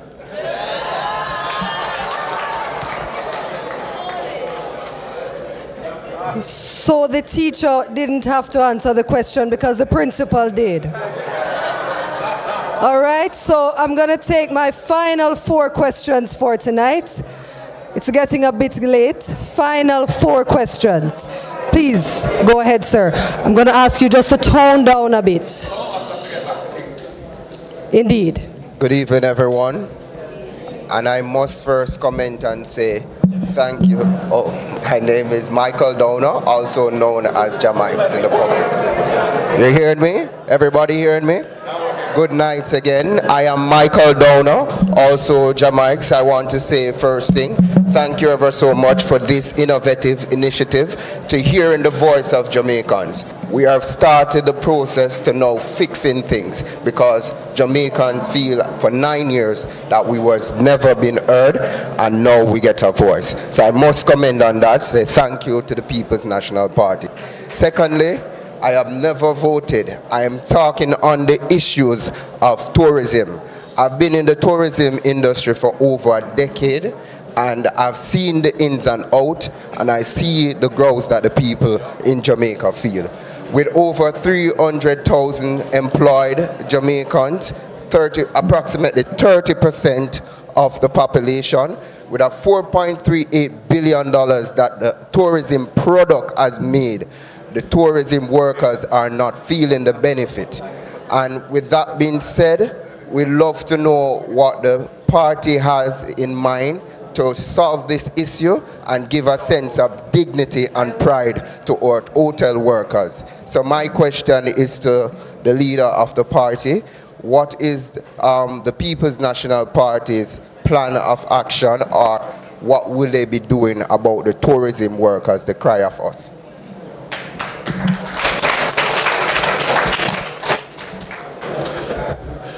Well, the issue of contract work is an aspect, I think it affects the tourism industry and the tourism workers as well. So that's a solution to that issue will benefit the workers in the tourism industry. Also, the encouragement of the establishment of a joint industrial council in the tourism industry, so that there is a mechanism where tourism worker interests are represented, employer interests are there as well, and the state plays a role in mediation and helping to find solutions so that we can have packages of basic benefits across the sector, which all hotels are expected to adhere to. Because right now, my understanding is that there's a significant variation of the way in which workers are treated in the sector from hotel to hotel. There's not uniformity in that. So those are 2 important initiatives that we will look at. And we're also looking at the possibility, for example, of incentivizing tips and gratuities, which already were recently exempted from tax, but we're looking also at the possibility of whether we can do something special for overtime work as well. But we haven't finalized our provision on that. But essentially, we want to give tourism workers protection by ensuring that they have effective representation through a mechanism which investors don't need to worry about because it's transparent and well designed and balancing, but where workers' rights will have an avenue for being protected, because that does not exist now, and we need to eliminate the abusive contract work system which exists today. So those are the three things I would mention at this point to talk about. Yes, I know, as Senator Morris has mentioned, you know, housing for tourism workers. In many of the areas there we plan to be building affordable housing, they will benefit tourism workers as well. So that's another area where tourism workers can look to see some improvement in their quality of life under a PNP government. Thank you. Thank you, Party Leader. For the final 3 questions, I'm going to take all the questions and then the relevant panelists will answer. Final 3 questions. Please go ahead, sir. Good evening, everybody.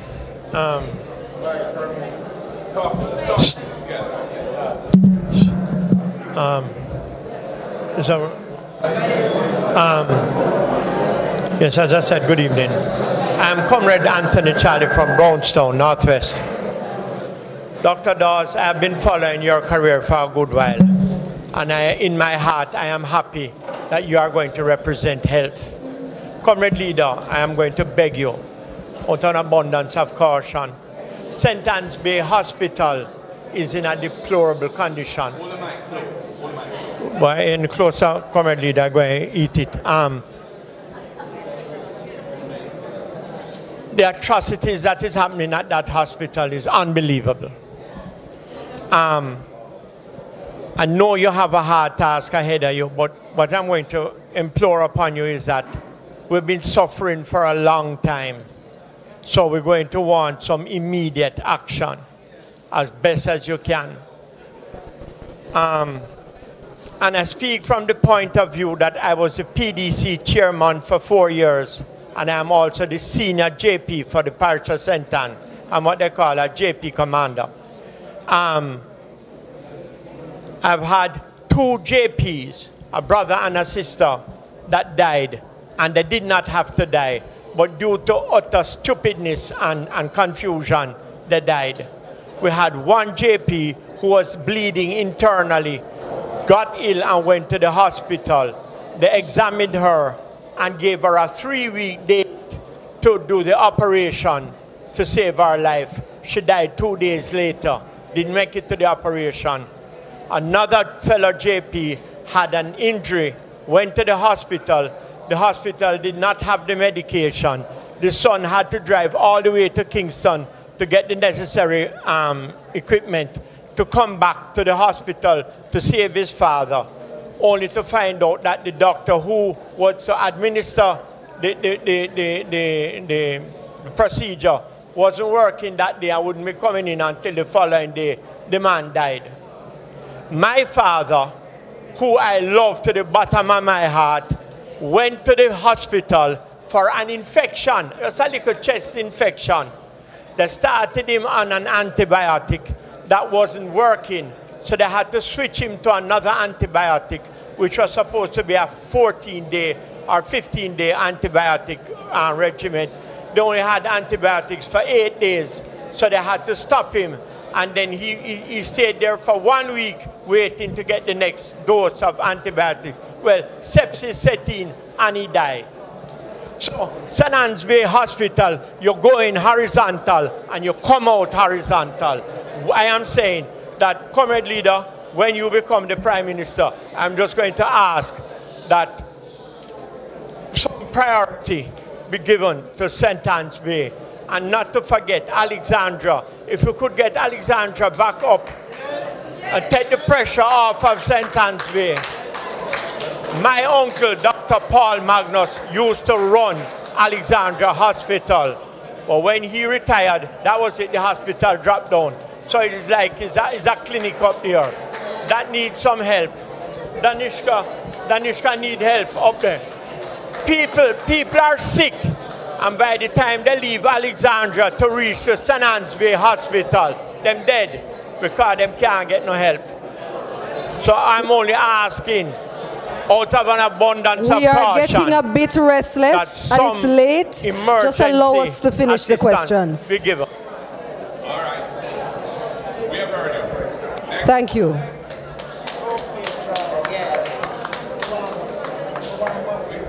Good evening, everyone. I'm Vinal from the Alexandria Division of Southwestern Center.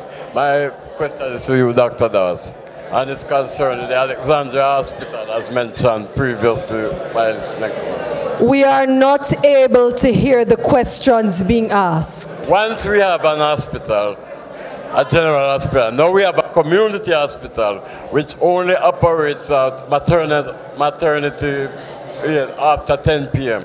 So if there is an emergency in the area, we don't have adequate ambulance service, we don't have good roads, so a lot of people suffer dearly traveling all the way to St. Anne's Bay. So we want you to address that situation for us, please. And our final question for the night. Good night, everyone. I am Anne-Marie White from Southwest. This question is for Senator Morris. Okay. In Southwest St. Anne, we are hearing about and given up by the Member of Parliament. We would like to know, when you form the next government, will the people of Southwest St. Anne be able to access a housing at lower cost, not like the Alexandria estate that is not forward at all. Thank you. So we have toured St. Anne's Bay Hospital and Alexandria, and as I had mentioned at the start, St. Anne's Bay Hospital is now a major hospital. It's not just a regular type B, and it will be a priority for the next PNP administration. And Alexandria Hospital, we have heard the cries, and Danishka, help is on the way.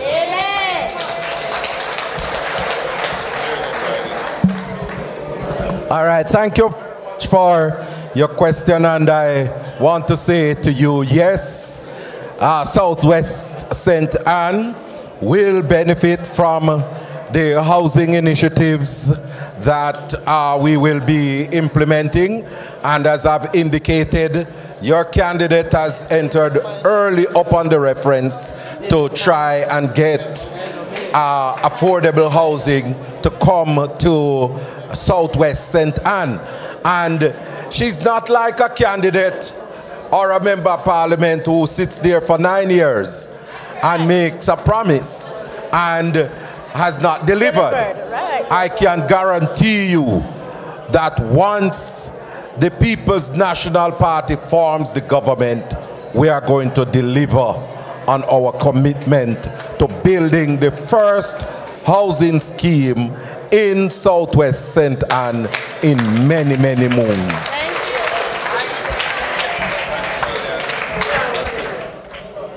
We have come to the close of our question and answer segment. I believe it was very productive, informative, and engaging.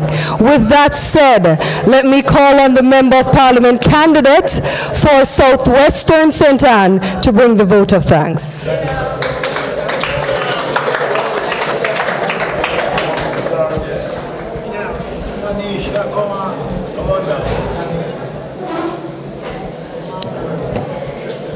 Good evening, everyone.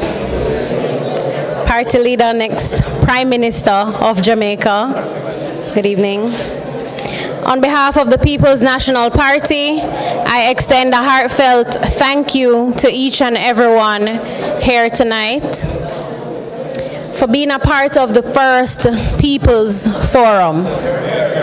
To our distinguished speakers, Senator Dr. Floyd Morris, Senator Dr. Professor Floyd Morris, Dr. Alfred Dawes, Dr. Kenneth Russell, and our party leader, all your contributions have really added value and have helped us to understand more about what the policies that the People's National Party will be bringing when we form the next government.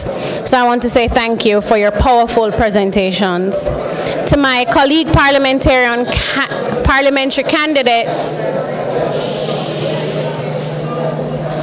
to my colleague parliamentary candidates across St. Ann, Dr. Ryan Simpson, Senator Gabriela Morris, your contributions this evening have also added great value and confirms that Team PNP is committed to putting the best candidates forward to deliver quality leadership to constituents across this parish as well as the 13 other parishes.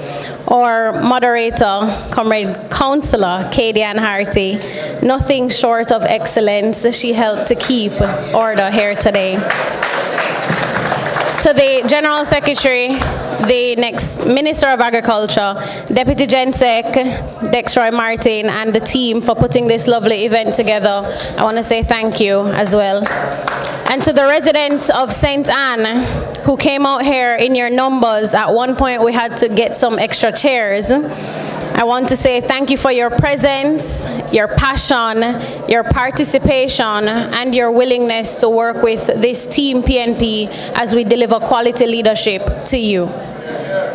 And to the media and everyone joining us on social media, thank you for your continued support and engagement.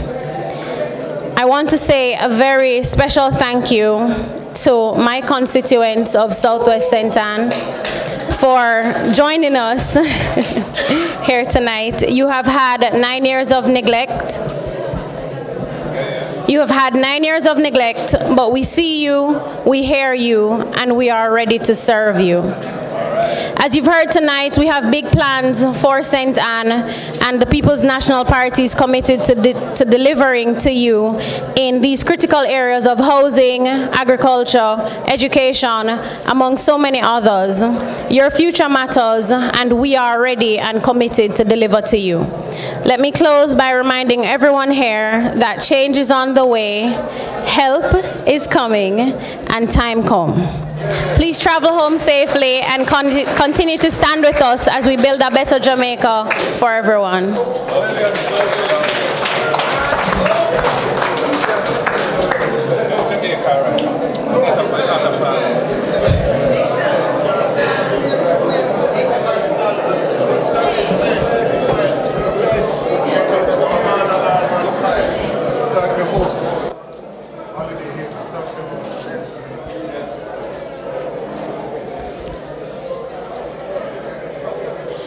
The People's National Party is on a mission, but we are including you, our citizens, on that mission. Government is a partnership, and we are committing to strengthening our participatory governance framework. Ladies and gentlemen, it was my pleasure hosting you this evening. I'd like to thank you all for coming out, and I'd especially like to thank our hosts, Holiday Haven, for this lovely, lovely location.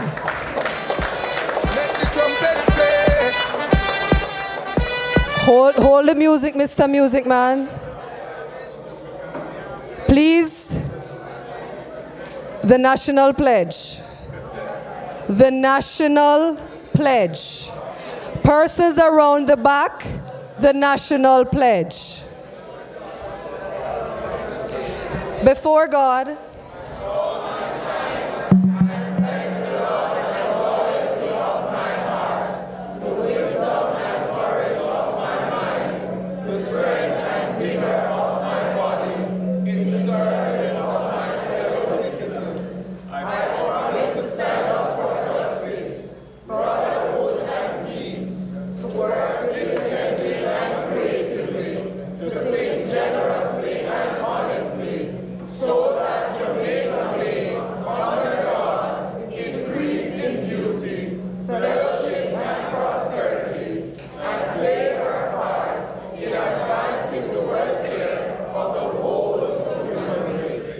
good evening, ladies and gentlemen.